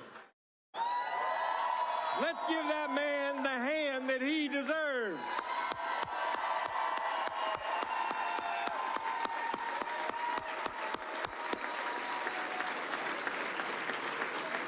Roy Cooper has led our state with a steady hand through an unprecedented global pandemic, a 1,000-year storm in the West, and 2 500-year floods in the East.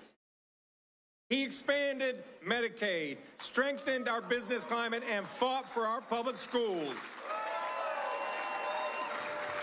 Roy, I could not be more grateful for your service and your friendship, and do not even think about changing your cell phone number on me. My parents, Adam and Jane,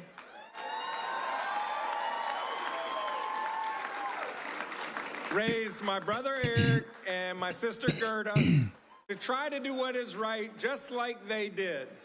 It's truly one of the best gifts that parents can give to their children. I want to thank them, and I hate that my dad got a bug yesterday working early voting, and so they're watching it here on TV. Let's all say thank you, Adam and Jane.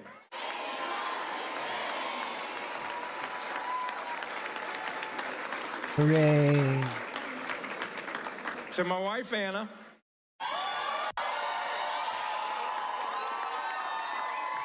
A wide shot. Got to get in, Mom. There she is.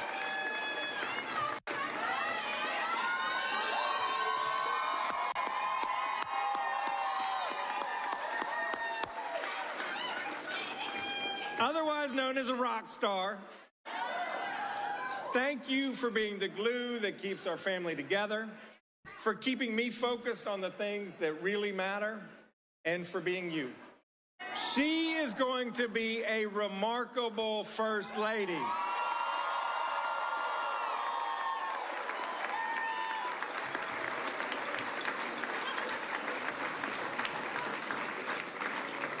We are blessed to have our 3 kids here today, Sam, Adam, and Leah. Mom and I love you very much and are incredibly proud of you. Fundamentally, this campaign is about you and all of the young people of North Carolina. We want all of you to want to call North Carolina home the same way we do. Friends, we are so blessed to be of this place. And while nowhere is perfect, I firmly believe that whatever may be wrong with our state can be repaired by all that is right. After all, North Carolina is where the Greensboro Four sat down and the Wright brothers took flight. It's where my father joined Julius Chambers and James Ferguson to form North Carolina's first integrated law firm to fight for equality and opportunity for all. It's where people come together to solve tough problems and believe that our best days are ahead of us, not behind us. This is our North Carolina. This is our home. Tonight, let's celebrate this hard-fought victory, and tomorrow we will get back to work to building a North Carolina that's safer, stronger, and more prosperous for everyone. Pretty hard fought, except for the part where your opponent kind of killed himself politically. But, you know, cool. I hope you lose all your electoral college votes to the red. At his victory Just party saying. there, thanking his family, thanking his supporters, of course, the incumbent governor right now, Roy Cooper, term limited there. So this stays in Democratic hands. So Stein there besting the Republican gubernatorial candidate, Lieutenant Governor Mark Robinson there. And you can see right now the race is called by the AP. That's what's so dangerous about doing shit like I'm doing right now with this podcast. If you say something 10 years from now, it can be held against you. Like, trust me, they're going to have thousands of hours of footage and audio to go through on me if I ever run for something. College vote tally. Also, we'll be tracking some of the results coming in key Senate races in Ohio and Texas as well. A lot more on this election night in 2 minutes. 2 whole minutes. That'd be weird, though. Robinson shoots himself in the foot, loses the gubernatorial race, and if all the votes come in for NC State for electoral college points for Donald Trump, that'd be interesting.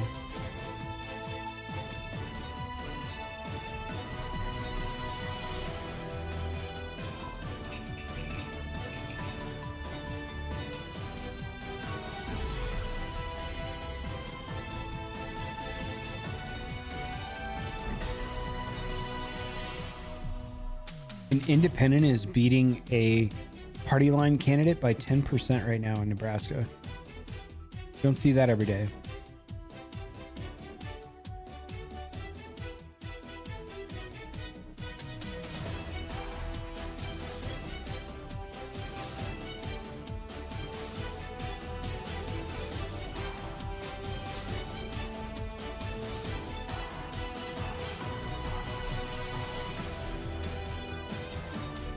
Bernie Sanders won Vermont again.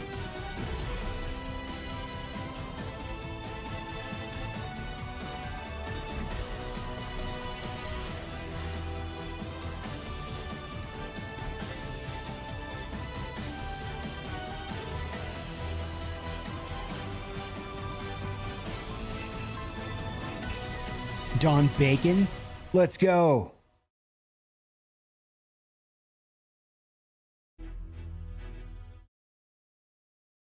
The man's last name is Bacon.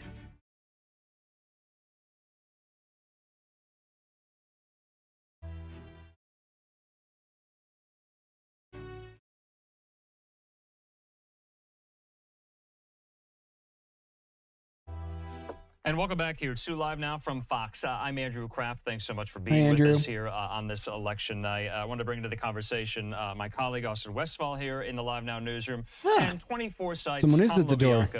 We all VRB are friends here tracking all of this, and we have a lot to get to.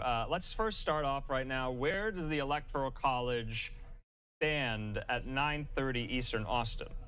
Right now, the Electoral College, and let's get over to this because we are starting to see Trump 178 here, and we'll make sure that we've got the map up because Trump is getting, right now, he is just under 100 points away from that magic number 270. Harris with 99. There are still a lot of big Democratic states that are yet to be called. California, Oregon, Washington, those are going to be some of the bigger states that are going to put some more votes on the Harris side. Nonetheless, we're, of course, tracking all the battleground states, that being Michigan, Pennsylvania, Wisconsin, North Carolina, Georgia. We have no results yet out of the two western battleground states, Arizona and Nevada. But as you can see so far right now, as we look at Wisconsin, at least where it stands, with 12% of the votes counted, it looks like this battleground state, Trump has a 4-point lead so far. That state leaning red at this early hour. 4-point Michigan, lead. let's look at that. Michigan. 12% of the votes counted. What's right happening? Now, Harris has about an 8% lead in Michigan. Pennsylvania, what many consider to be, it's an easy argument to be made, that this is the most crucial battleground state of them all. Just over a quarter of the votes have been tallied so far, and right now Harris has an 11-point lead over Donald Trump. We'll see if more Republican votes file in as the night progresses. Of course, every single poll has indicated that that is as tight as can be. Moving down to some of these southern states, let's focus on North Carolina. 58% of the vote being tallied so far, and right now Trump has about a 4-point lead. Excuse me, that's looking more like a 3-point lead for Trump in the Tar Heel state. The final one I'll get to here is Georgia. Andrew, 75% of the vote tallied. 3/4 of the vote is in the Peach State. Trump has a 5.4% lead. That's where we're at right now.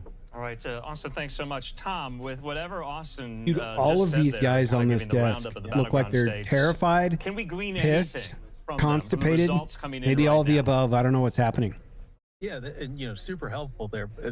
Look, the numbers that we are seeing right now from Georgia and North Carolina really seem to show him running away with it. And this guy's broadcasting from a bathroom? Okay, especially in Georgia. All right.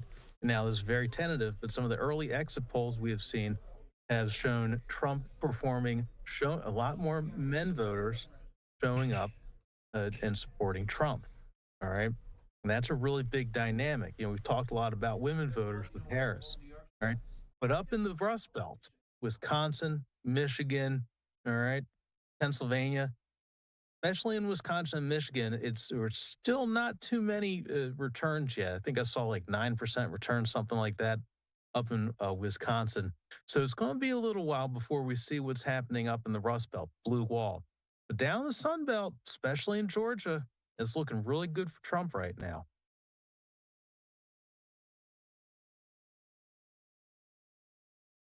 All right, we do have live pictures there inside the Trump-Vance election night watch party. We also have live pictures. It was just a delivery at the door. Stress less. Election night watch party as well there on the campus. Package I ordered has arrived. Washington. Tom, let's talk though now about some of these key Senate races that we're getting the results in. Boy, that's a lot of blue in the middle of the country, isn't it? In Ohio, between the Democratic incumbent Sherrod Brown and his Republican challenger Bernie Moreno, and we were talking before the break, Austin, you and I, about the Senate map and the Senate makeup here. This is where it stands between Moreno and Brown. What can we glean from this? Yeah, and I'll just do a quick run through here because there was a number, and if you can come out to the map here, I want to show off a little bit of what we're working with here. So you'll see an odd color, that's yellow, that's because, and Vermont and Maine both leaning for their independent incumbents in both of those cases. Senator King and Senator Sanders expected to win in Vermont and Maine. That's why you see yellow. As far as battleground states go in the Senate, there are toss-up races, at least what have been considered to be toss-up races before the election, in Pennsylvania, Michigan, Wisconsin.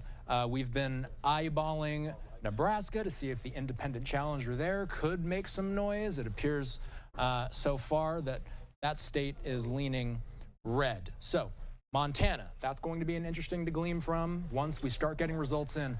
But Tom, and this is something that we're going to be focusing on a lot, is Ohio. Many thought that the three-term incumbent senator there, Sherrod Brown, he has been elected in favorable Democratic years. I believe the first time he was elected was in light of the war that was back in 2006. That was a favorable year for Democrats. 6 years later, that was an Obama year. That was another favorable year for Democrats. The last time he was up for election was in the midterm after Trump was elected. There was a blue wave there. Come on, Minnesota. This is the toughest challenge yet, and the most polarizing race we've seen Sherrod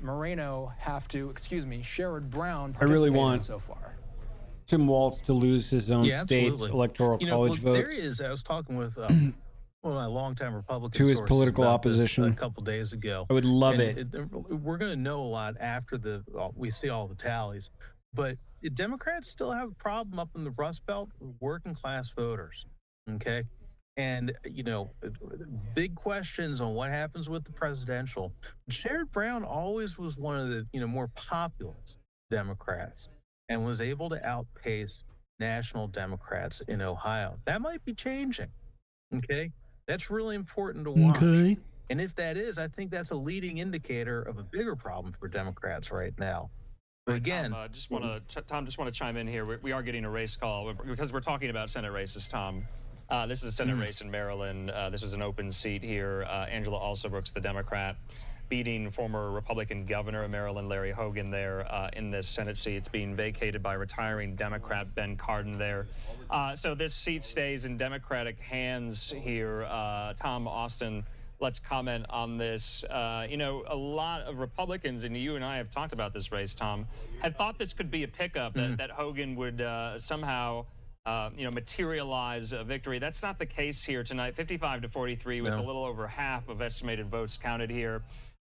This was also Brooks to lose. She has not done that. The AP calling the race for her. Yeah, absolutely. Look, I remember years ago when then Lieutenant Governor Michael Steele ran against Ben Cardin, all right? And there was a lot of talk that he might be the Republican to do it, especially because he was the first elected black statewide politician in Maryland, okay? He ended up losing by a pretty similar margin to that.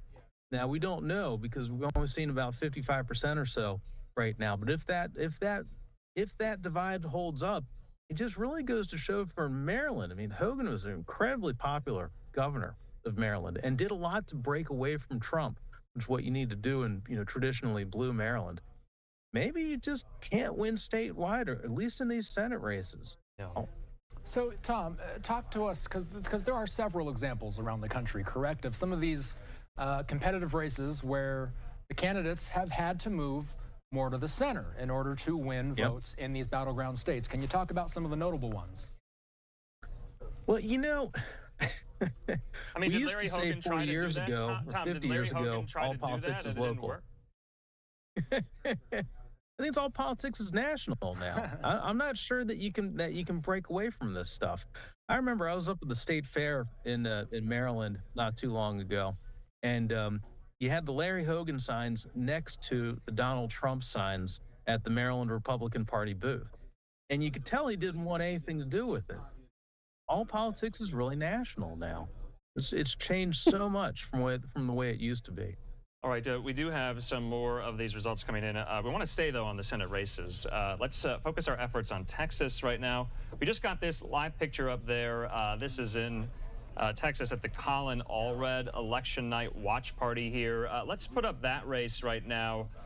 This is quite a sizable lead Cruz has over Allred at the moment. 64% of estimated votes counted. Democrats were somewhat bullish here, and correct me if I'm wrong, Tom. Were Republicans worried about how Ted Cruz would do? The race hasn't been called yet, but we see the vote spread here. Well, my Republican sources were never really worried about the Cruz race.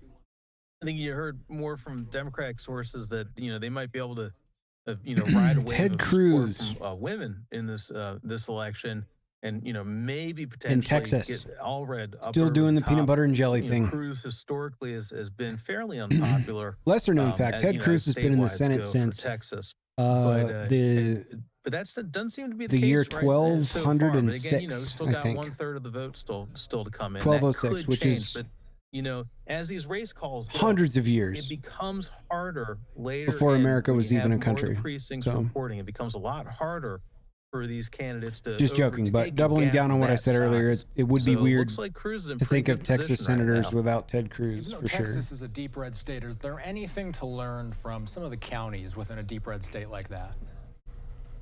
Well, Travis County is blue, everything else is red. Election. Lesson over. And boy, you talk about groups of voters that are not a monolith. Men and women are not monolithic. They do not vote uniformly. I don't like this guy. I was at the county fair. We really got to look at and especially as the exit polls come back. I'm sure he's fine. I'm just being an ass. Match that up with the actual vote tallies. I think we're going to have to look at some of the key dynamics, what people are talking about, what concerns them. Abortion is not the only animating issue for women. I heard a lot about the economy, too. Trump seems to do better on the economy with women. But that's also not always the case. As Harris had been cutting into that. So it's he also does better on the economy in real life from past experience. On election night. Tom, while we have you though, let's focus our efforts on one more key Senate race we're watching. Let's go to Wisconsin now, between Democratic incumbent Tammy Baldwin and her Republican challenger, Eric Hovde there. This is only with around 22% of estimated votes counted. Baldwin up over Hovde, not by much, though. How much trouble is Tammy Baldwin in? Should Democrats be worried? Could be. This is, okay, so we were talking earlier about split ticket voting. This is one of the strangest things I've seen this election. Tammy Baldwin had put out some mailers or advertisements where the Democrats was talking about supporting Trump trade policies back when he was in office. I mean, the political bedfellows this cycle are some of the strangest I've ever seen. Now, she could be in good shape. One of the things, over on the 24 Site podcast, the Ground Game podcast I run out of 24 Site with my friend Patrick Finkston, we had on Charlie Sykes a little while ago, and he was talking about how Republicans shameless plug for a good podcast ground operation in Wisconsin. Scott Walker, they should bring me on this Fox desk. I'll animate them a little bit. About a decade ago. Democrats. I'll plug my own podcast where all of you are hanging out. Wickler, Democrat Appreciate you. In Wisconsin. Ground games, turnout, operations, those things matter, especially in tight races like this. So, it's not unforeseeable that she wins and Trump wins too in Wisconsin. That's not out of the realm of possibility here. Let's back up here. Let's go back to Political Science 101 for a minute, Tom. Explain to us why we're talking so much about the balance of power in the Senate and the House. How does that dictate how powerful of a president we're going to be working with? Well, I'll tell you, you hear voters complain a lot about how Washington doesn't get anything done and need to return to normal order. It is incredibly hard to pass legislation through Congress and get it to any president's desk these days. And certainly a lot of that has to do with the Senate. You'd need to be able to break a filibuster. And, with the exception of the courts, it's 60 votes. And, neither side, the traditionalists in the Senate, have wanted to touch that. Okay. So in a strong sense, no matter if you get a Harris presidency or a Trump presidency again, it's not a guarantee that you're going to be able to move things. Now, where that comes into play is those nominations, and whether you're able to get actually confirmed the judges, but also the secretaries, the cabinet. Dude, CNN is calling New Mexico more power. For the Republicans right now. And Senate Republicans could be. I mean, they look to be in a very strong position right now. And if this goes as it looks, it might go with John Thune potentially becoming the Senate Majority Leader. And again, a lot of things still yet to play out within the Senate Republican Conference. That would give Senate Republicans and Senator John Thune out of South Dakota a lot of power. Yeah, Tom, speaking of who would be in charge of Senate Republicans, who would be the leader there, we aired Rick Scott's victory speech last hour, and almost in the same breath, he moved on to yet another race he's waging, and that is for Republican leader in the Senate. He's thrown his hat into the ring. He's been very critical of current leader McConnell. McConnell stepping back. But will remain in the Senate here. So I believe those elections take place internally for Republicans on the House and Senate side, November 13th. We won't put the cart before the horse here. We'll focus on today's election. But I just want to get your sense here. Let's focus on today's election right now. And Tom, you got a lot of sources within the Trump campaign. That's their election night watch party. We have this, what we call a switched feed here. We're seeing a lot of folks there with red MAGA hats. I also just saw one of these Jewish Trump voters as well. You see there people taking selfies. So, you can get a sense of the vibes. You can't really glean anything results-wise from how the parties are doing. Maybe a little bit later on you can. But what do you see when you look at this shot we have inside Trump HQ? Well, this campaign, we've talked about this extensively throughout the election, is, as Trump campaigns go, has been remarkably disciplined. All right. And you got to give credit to Susie Wiles there and Chris LaCivita and Tony Fabrizio, kind of that trio at the top of this operation. All right.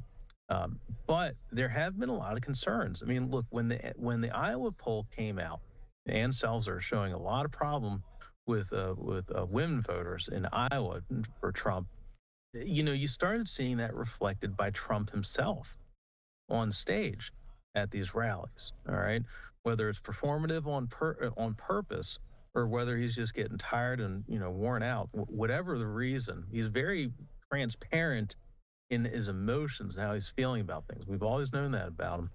So I don't know. I don't know. Like, this guy wants to, like, his voice or something. It's like it's going to put me to sleep here. I hope you guys don't feel that way listening to me. And if these Jesus. exit polls turn out to be correct, it's possible you do. Larger number of men. If you fall asleep listening to my voice on this podcast, Black and Latino voters, I don't want to know. That gives a lot of confidence. All right, and you can see that reflected in the crowd. But there's still a lot of concerns with women breaking hard for Harris. All right, in the last couple of days of the race. So still a lot to be determined here. Yeah, it's still, Tom, this is early. It is early, Tom. I mean, I keep reiterating that point. We have a live picture, though, at Harris's election night watch party there on the campus of Howard University. Of course, she's an alum there. So let's talk about how the Harris campaign might be feeling. I've been citing this all day today, Tom. Senior advisor to the Harris campaign, David Plouffe, was on CNN last night at this time with Aaron Burnett. He says the campaign, they believe they can win all 7 battleground states.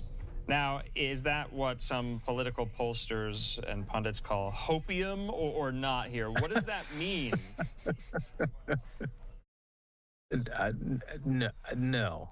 I just, based on what we're seeing so far tonight, that looks incredibly unlikely to happen. Okay. And, that's standard for any campaign, top of the campaign. They're always going to say that. But look, we saw some of the early exits from NBC News. There was a lot of talk a couple days ago about the Madison Square Garden rally and the Puerto Rico comments really damaging Trump with Latinos and Puerto Ricans. Okay. That does not seem to have translated among the electorate, especially among Latino, the men, all right, and third and fourth generation younger Latinos, all right. So if that is the case, it's going to be a lot harder for her. Especially, you can't even talk about places like Arizona at that point. Nevada could be a little bit different. All right, Nevada's it's its own unique beast, but in Arizona, if that trend stays true, you can pretty much write off Arizona for Harris.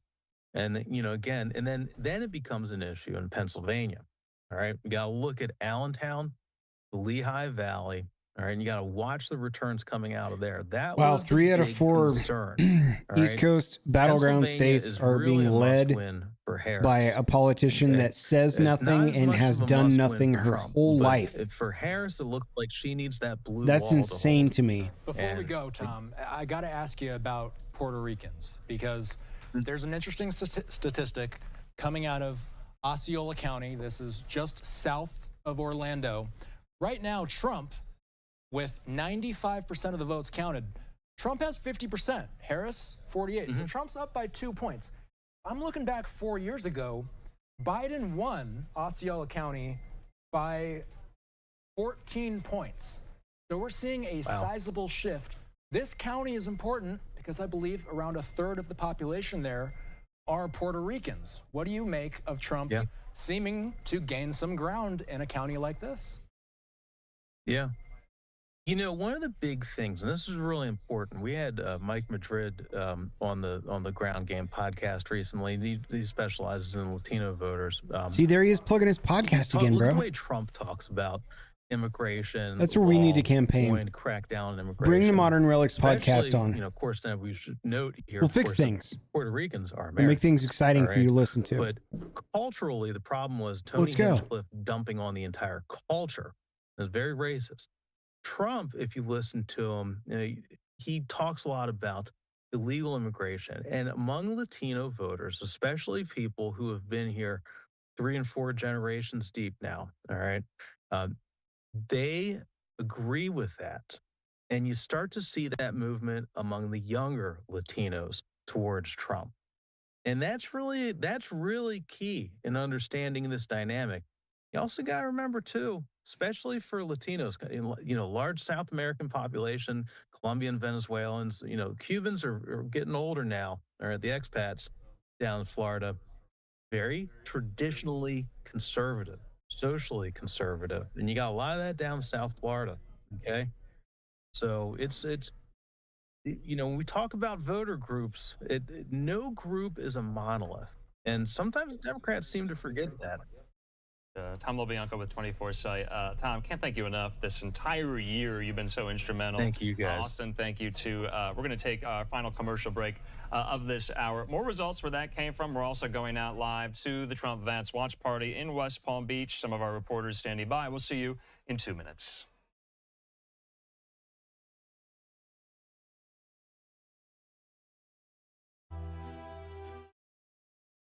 Two-minute break.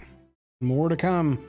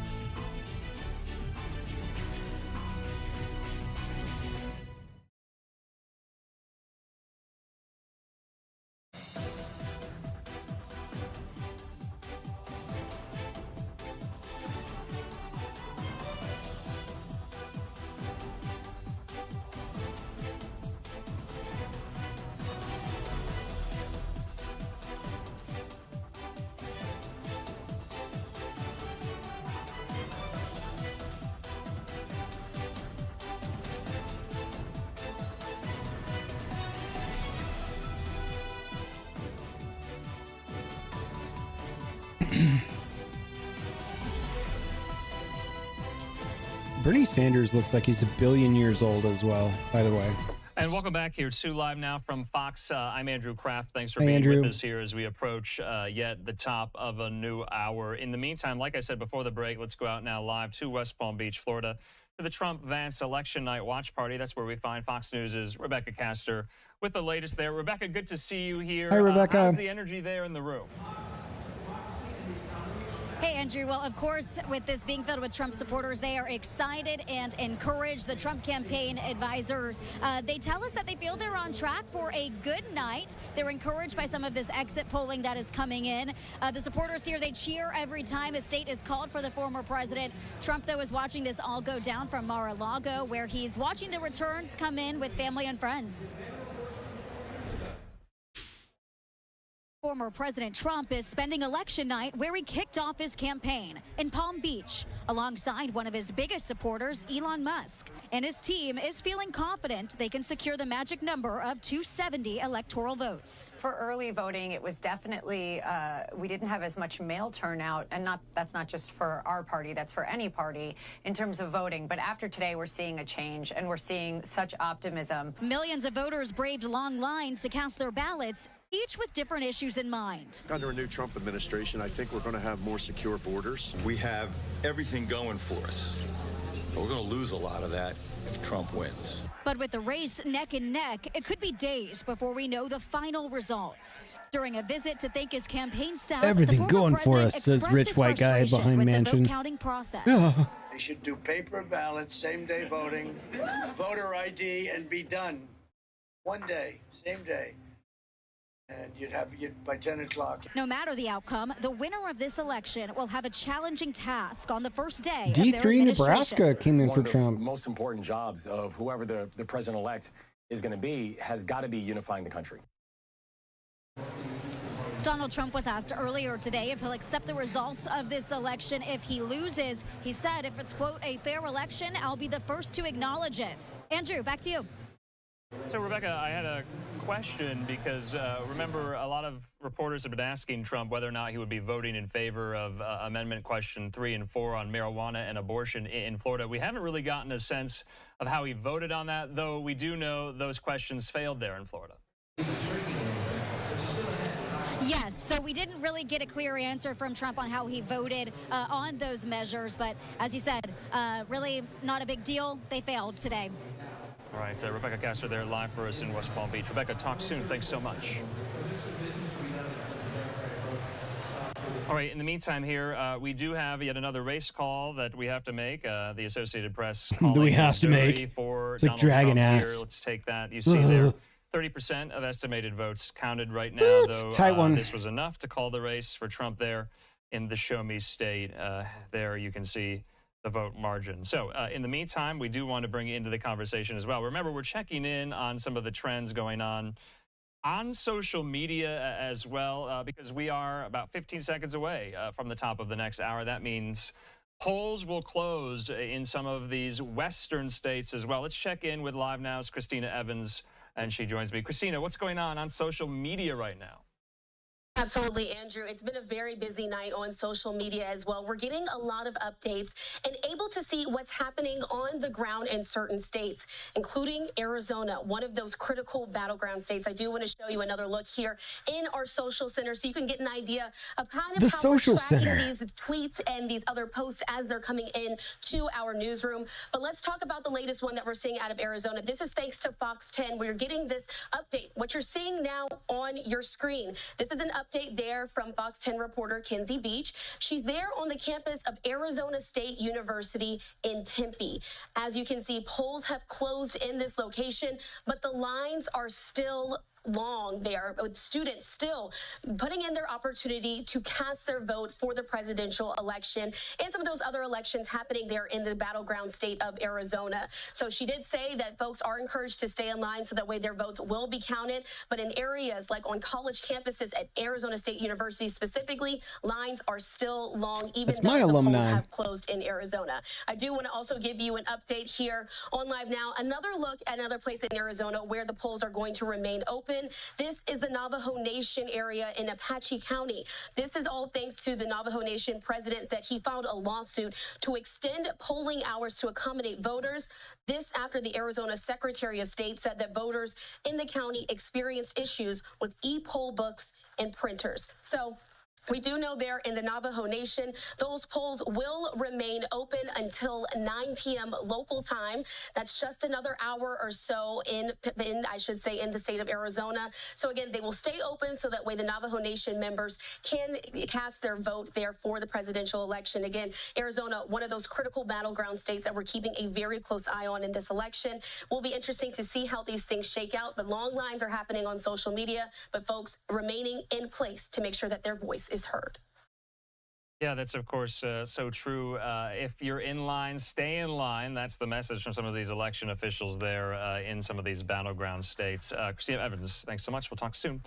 In the meantime here, we do want to kind of reset here at the top of the hour. I'm Andrew Kraft. Thanks for being with us. Hi, Andrew. So we are going to go through some of the Electoral College vote tallies at the moment. If we could pop that up there in the lower left hand of your screen.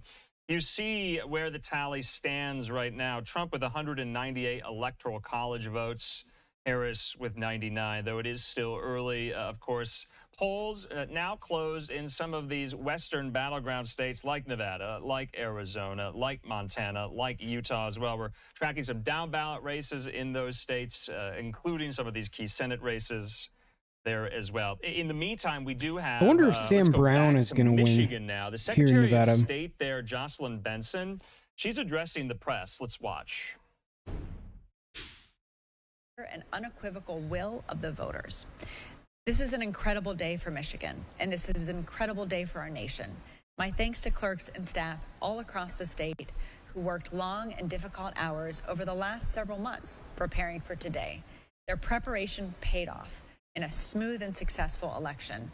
And I'm grateful to so many members of my team here tonight who helped facilitate that work all throughout the state, all day today, and the many partners we have had along the way, from our faith leaders to, yes, our sports teams. And that's one of the reasons why we're here in Ford Field tonight, to really emphasize how important these partnerships were. From faith leaders to sports leaders to business leaders to law enforcement and our Attorney General, all of whom share with us a belief that our democracy is at its strongest when every voice is heard and when every vote is counted. Finally, I want to thank the millions of voters who participated in our democracy this election. Just like our Lions, you have made winners of all of us. Thank you. I'm happy to take any questions. Go ahead. Darylyn Horn with WWJ. Were there any instances of any issues or any misinformation spread today? And if so, how was that addressed? Yeah, one of the candidates, the former president, said there was a strong law enforcement present in Philadelphia and Detroit. That was not true. We quickly debunked it. To the extent that other people were upset, it was usually just because they couldn't get one of these stickers. We saw some of them sold on eBay, which I don't recommend. But at the same time, we also made these stickers available at our Secretary of State branch offices for the rest of this week. But no. All right, Jocelyn Benson. So Donald Trump bad because we like stickers. In Michigan, talking about all those Michigan leadership at work and how the voting has gone there in Michigan as well. But in the meantime here, let's step away from Secretary Benson. We do have one of these candidates conceding. We quickly debunked the fact that there are no police here. Republican governor of Maryland, Larry Hogan, losing this Senate race to Democrat Angela Alsobrooks there. Let's watch. Yeah, let's watch. This race and my entire family. Give them a big round of applause.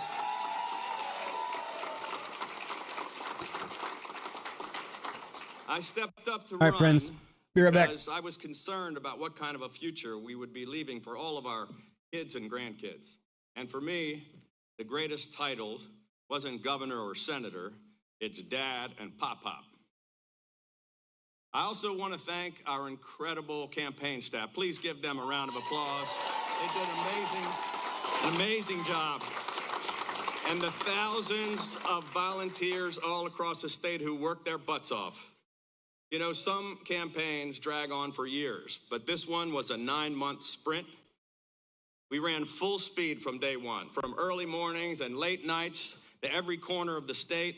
knocking on doors, making calls, and meeting voters from Oakland to Ocean City and everywhere in between. And we built a broad coalition of Republicans, Democrats, and independents, and we brought together first responders, police, veterans, longshoremen, teachers, small business owners, young people and retirees, and hardworking families all across this state. This was truly a grassroots campaign. And most of all, I want to thank my fellow Marylanders, especially all those in deep blue Maryland who were willing to put country over party and split their tickets.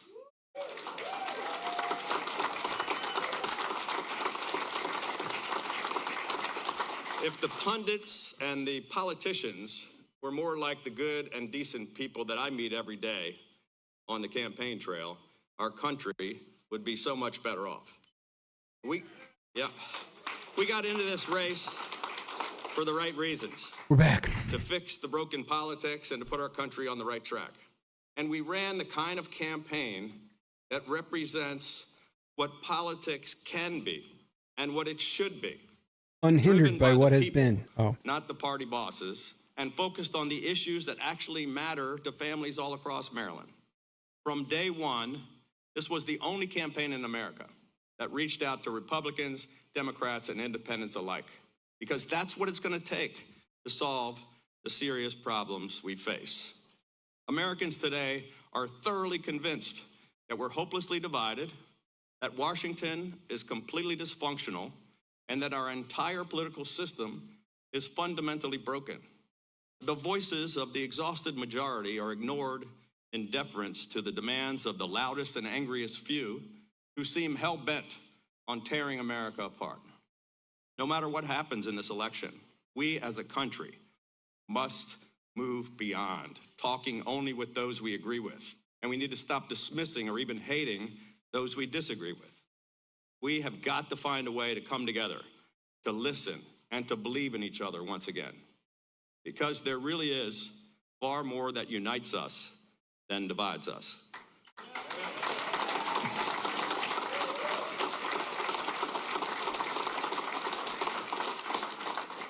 While tonight did not bring the outcome we had hoped for, we can all hold our heads high.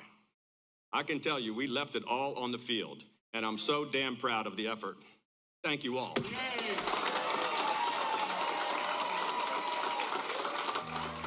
you all.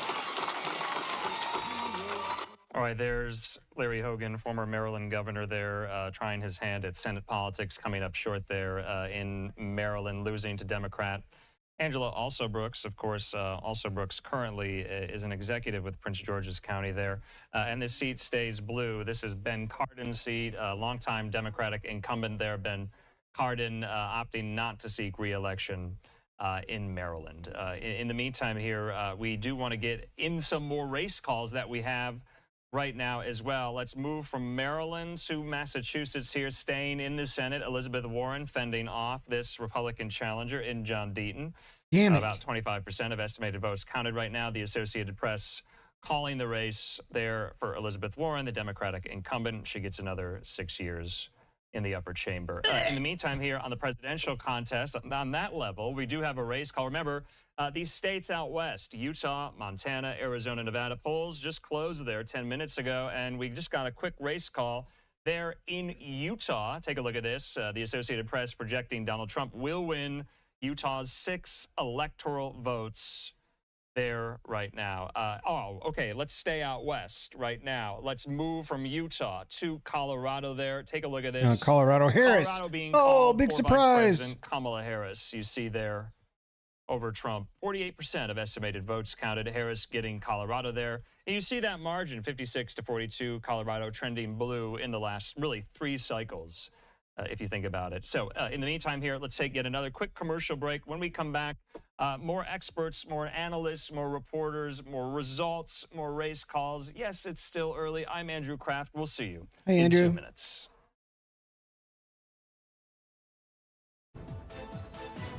I think the Prunes was right. I think he's wearing PJs under there. I think that's what our guy's doing. Oh my God! Donald Trump's up by 1 point in Pennsylvania. Oh, it's only 49% though.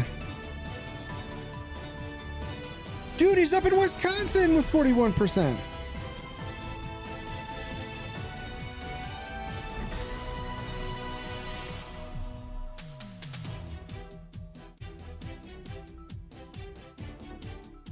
Oh my God.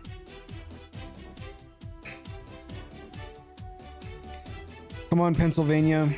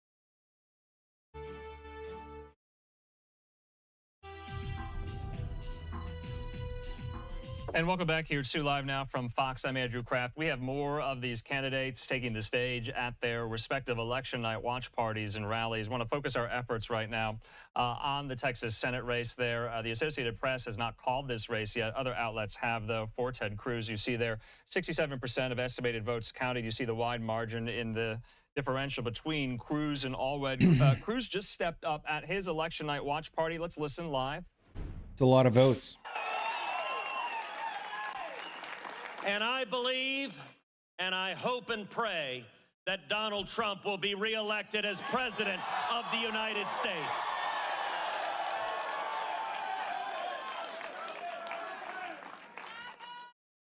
I want to say thank you, number one, to my extraordinary wife, Heidi, my best friend in the world. Such an amazing partner on this magic carpet ride of life. I want the AP call this and one. I want to say That's strange thank to me. you to our two beautiful and Like amazing 1% of girls, Wyoming Caroline is and tallied. 1%. There's like 1,000 votes to 1,100 votes. And they're like, we're calling it a Republican win. politics at times Fuck off, Wyoming. exacts a price on the family. And I want to say I am so grateful for their love and support, and you guys are amazing. Thank you.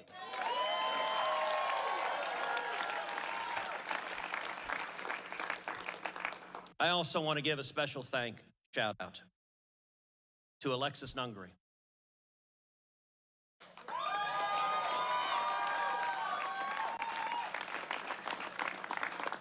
Alexis, thank you for your incredible courage speaking out for your precious Jocelyn, and your courage has made such a profound difference in this nation.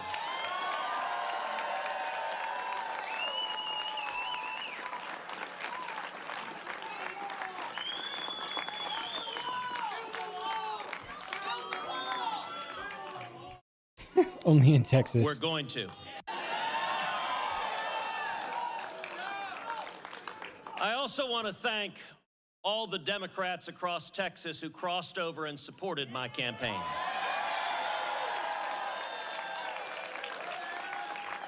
Including especially Harris County District Attorney Kim Ogg.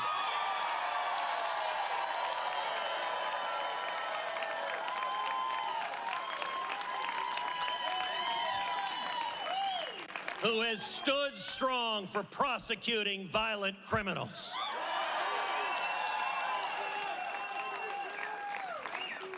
And I want to thank every Texan across our great state who has stood with us in this fight, who worked and who fought for Texas. I want to congratulate Colin Allred on a hard-fought campaign. And I want to say to all of those who didn't support me, you have my word that I will fight for you, for your jobs, for your safety, and for your constitutional rights.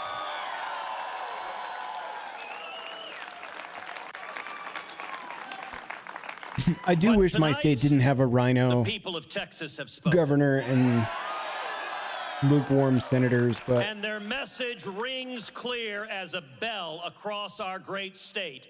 Texas will remain Texas.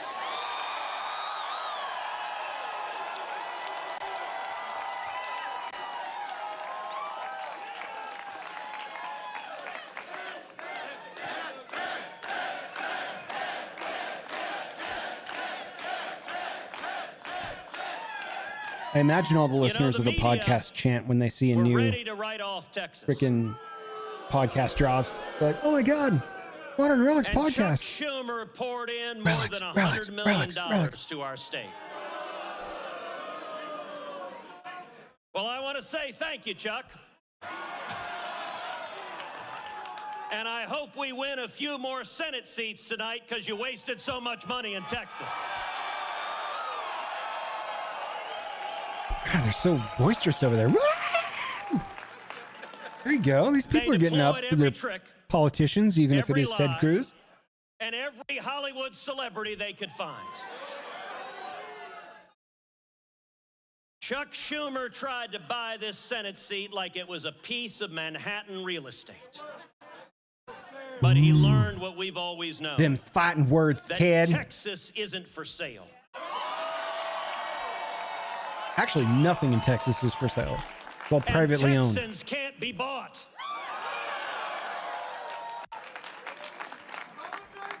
Amen. Over the last 2 years, I've traveled every corner of this state, from the Panhandle to the Valley, from deep East Texas to far in West Texas. We have traveled 9,094 miles, 53 rallies all over the state of Texas.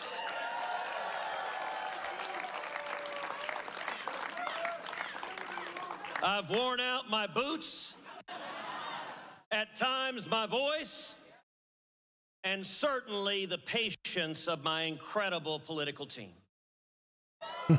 who did an amazing job on this campaign, and I think is the very best team in all of politics.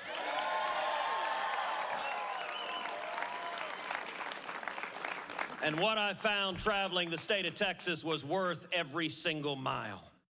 Because Every mile. everywhere I Let's go. went, I found something that gives me profound hope. Common sense isn't dead. It is alive and well in Texas. Everywhere I went, I met Texans who share a simple dream: to keep their families safe, to keep their freedom secure, and to keep their Texas values strong. Tonight, we are witnessing incredible results, especially with Hispanics across the state of Texas. Well, you've been listening there to Senator Ted Cruz, the Republican winning re-election there, speaking to a crowd full of his supporters there.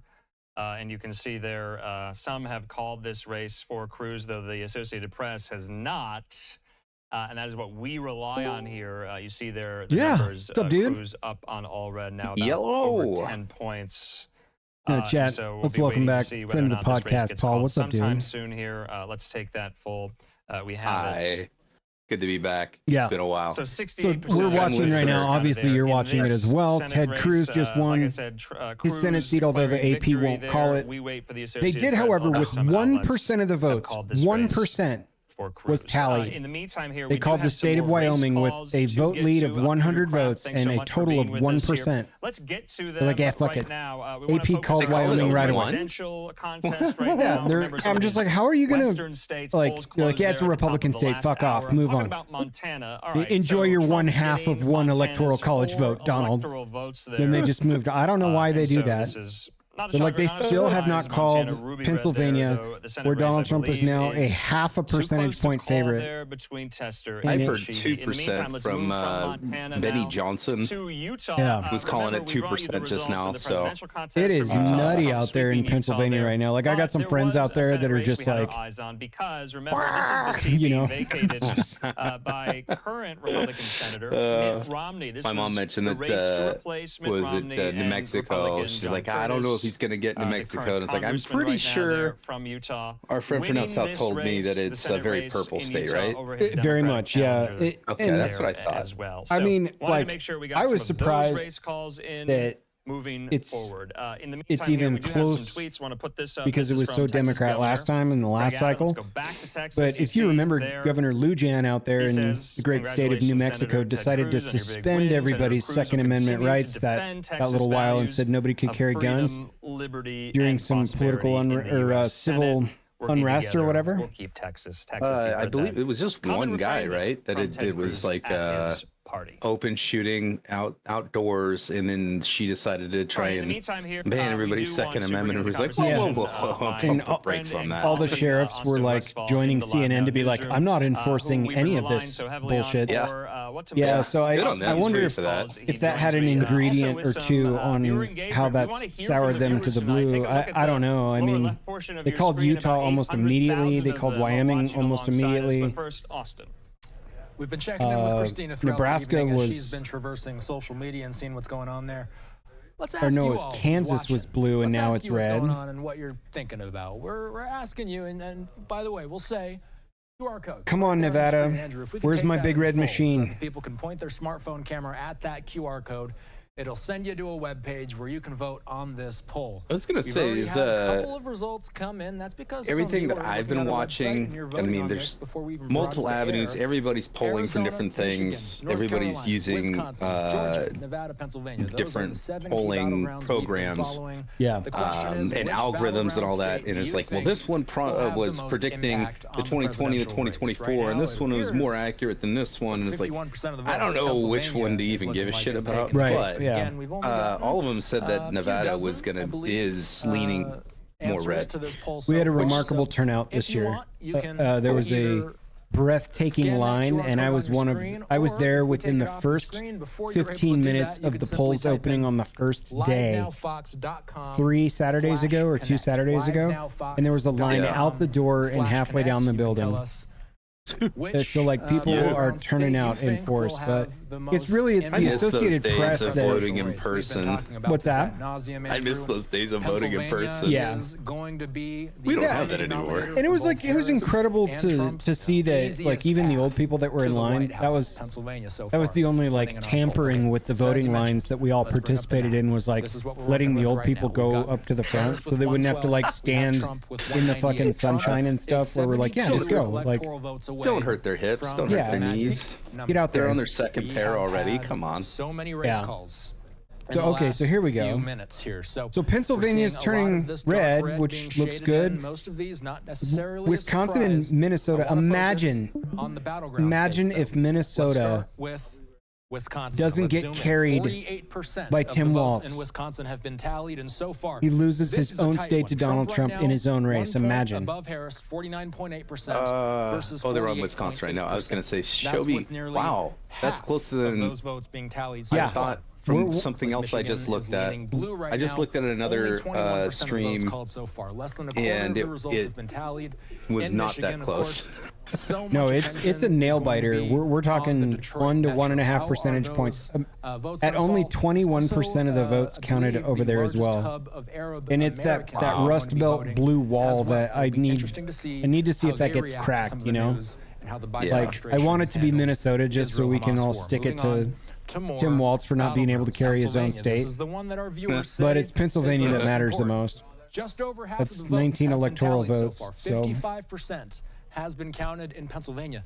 And Trump right now has just under it's also trippy to think 3-point lead. Trump, he's a New York native, right? Cut you off here. Born and raised. I don't know. I think that, I mean, certainly that's where he grew up and made his name. But he calls Florida his home state, so I don't know. Let's watch. Oh, okay. Doesn't it feel good to be in Maryland tonight? No. Oh, Well, first of all, 198 to Alex, 112. she forgot to tell you one important part of that story.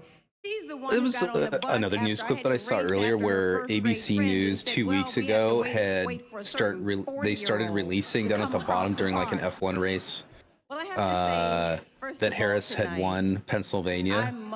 Like they were already running the election. Yeah, I shared that pretty broadly too. Like, hey, the fix is in. Check it out. 2 weeks in advance, by the way. Right. It's E for extra credit and turning your work in early, I guess. To say thank you. I mean, but I think the margin was, what was it, like 10% or something? Yeah, I don't. And just a moment ago, 10% in his favor, maybe. From Governor Hogan, I mean, congratulating me on tonight's no, but on victory. that banner that was posted by Formula One, yeah, it was down at the bottom. Like, what the heck is that? Congratulations, me were like crack open an Arizona tea. And I know that we both share. Do it, yeah. I even broke away from the pod a little bit to get some food. There's no real direction tonight, man. We're all in the passenger seat now. We're all just everybody's watching. buckled up and ready to see how the numbers fall. And it's that how will the chips fall? Exactly, and Lucky is with his son. I guess there's a hockey game. Their season just started, so I hope they win. Yep. So he's doing that, I think, until 8 or 8:30, and then he's going to join me. So I've been going strong. We're in hour number 3. We just passed for me on the pod by myself. So thanks for joining, man. Yeah, man, happy to join. It wasn't for paperwork, that pesky side of owning your own business that rears its ugly head when you get home and you're tired from working all day. The papers don't move themselves. The bids don't write themselves. Maybe someday AI can handle all of that for me. Hire one of those Tesla robots. Talk to Elon after all this is over and see if he'll do a GoFundMe with one of his robots so I can train it on how to hang drywall and install deck boards. I don't know. Right. And then maybe get a second one if that works out really well. Get a second one and train them on office work and clerical stuff. Move the papers from here to there. That could be the answer. Were against over $100 million that was spent against our campaign. And we're here tonight. Who's Also Brooks? Angela Also Brooks? Yeah. Is that Maryland U.S. Senator. So Larry Hogan was a very popular governor that tried to throw his hat in the ring to be a senator, and then lost to Angela Also Brooks, who I believe is on board of directors for a powerful company and based out of Maryland, so she's pretty well known. But she just won the Senate seat for Maryland, so. Some of our partners. But he was the governor for. He used to be the governor and was a very popular one, yeah. So an incumbent governor lost the Senate, yeah. Across the country, electing women. I want to thank them so much. And also But want to thank all of our they're just partners bouncing in around to labor some of these who races are here that have been called where the candidate is addressing their party, whether they win or lose, from all over the states, everywhere in all these different district races and stuff. So it's funny when they cut to Harris's campaign at Howard University and then this big jumbotron playing CNN.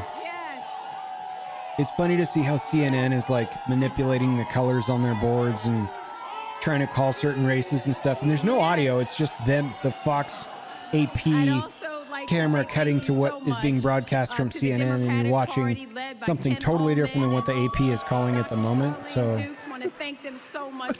but I don't know how the Associated Press comes up with some of this shit where they're like, one vote has been counted, one. And we're calling this race. And you're like, what the fuck? So we just needed one ticket. That's it. And our federal delegation who are here That's tonight. trip, We just man. heard from Senators Cardin and Van Hollen. I want to thank them. All of our the congressmen who are here. I see Congressman want to thank the Hoyer. Academy. I want to thank him so very much.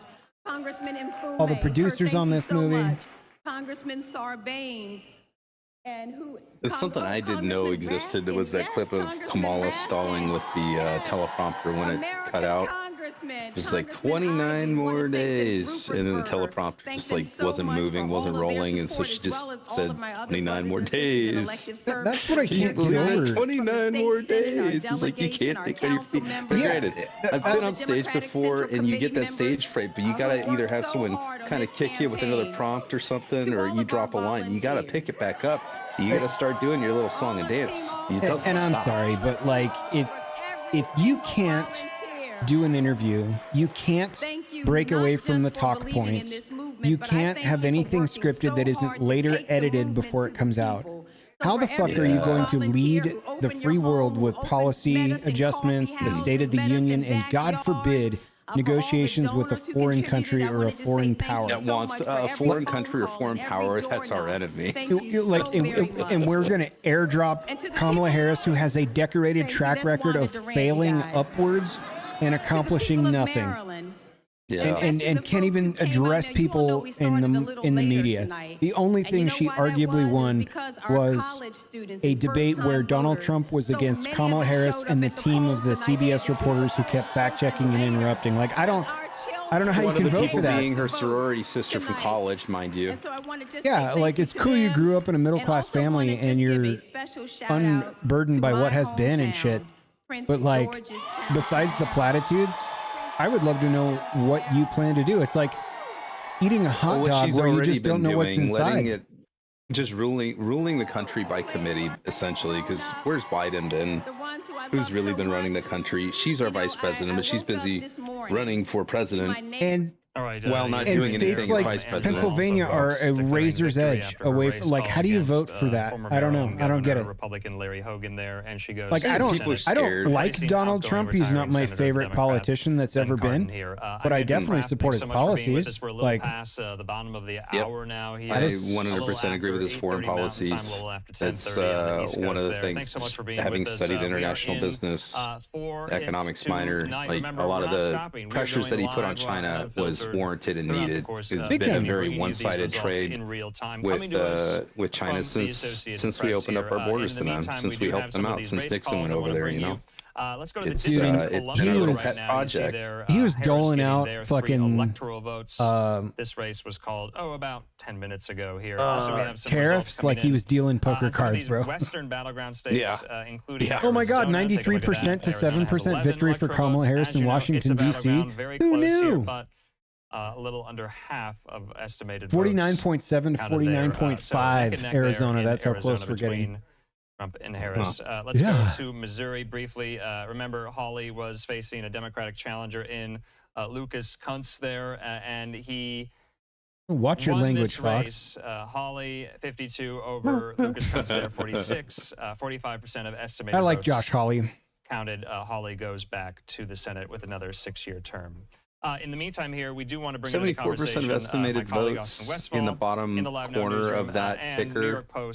Oh, I see. Okay, so it's per state, it's saying the percentage of votes. Yep, and then on the far right, it says 9% estimated votes for that state. When did they stop counting from Washington? It's my own state, and I don't even know.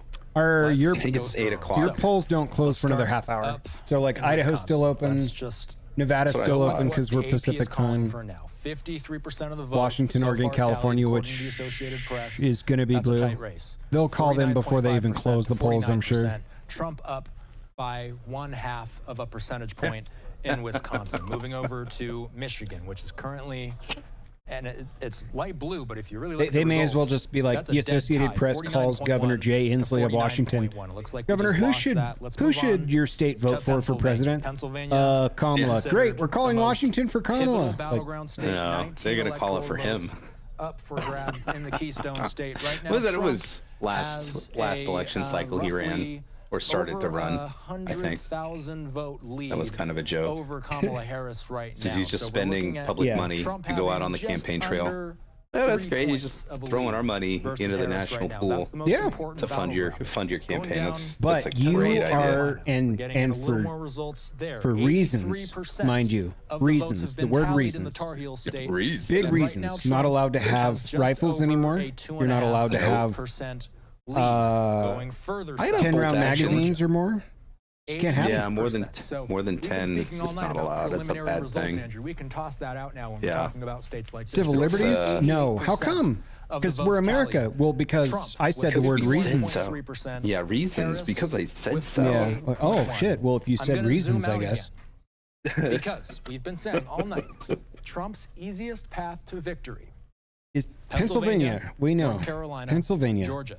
Still, and I just out of spite, I want Minnesota to go red. For now, so we're bad. Seeing that Trump has a slight margin, especially in Georgia here. We're starting to see some of these counties really fill in. Not surprisingly, seeing this kind of blue blob in the Atlanta metro. But then we see all of these bright red and dark red rural counties that are pretty much balancing out, if not overcoming, some of what we're seeing in some of these larger cities. It's crazy seeing the amount of counties in Southern California that are actually red. Just to make sure that we hit in every Southern California? that we can. Arizona's the other one. That would surprise me. I know most of Northern California. If you go north of San Francisco by about 30 minutes, the whole state's red. There's also red. There's areas of pockets of red, districts of red in even San Diego County. 49.6. Interesting. Not enough to offset. To say the least, Andrew. As this map gets filled out, let's ask AG about it. So, AG, thanks so much for being with us. Dude, this guy is broadcasting from his bathroom. Where's this guy coming from? It's like the second dude. He's got some wainscoting behind him. Curtain's closed. Don't want to know what time of day it is. Well, you can't tell. It's wintertime. You know, I think could be 5 o'clock. It could be 3 o'clock. Dude, I saw this sickest meme. It was like it's going to crack. I mean, you know, Batman, what's happening in Michigan, what's happening in Wisconsin, like fighting Bane or whatever. It's going to come down and then to late returns over Batman's face, like it just said the word California, and then Bane, it said the Pacific Northwest. It's looking more and like Bane is doing that diatribe about like, you know, darkness is your ally. I was born in it.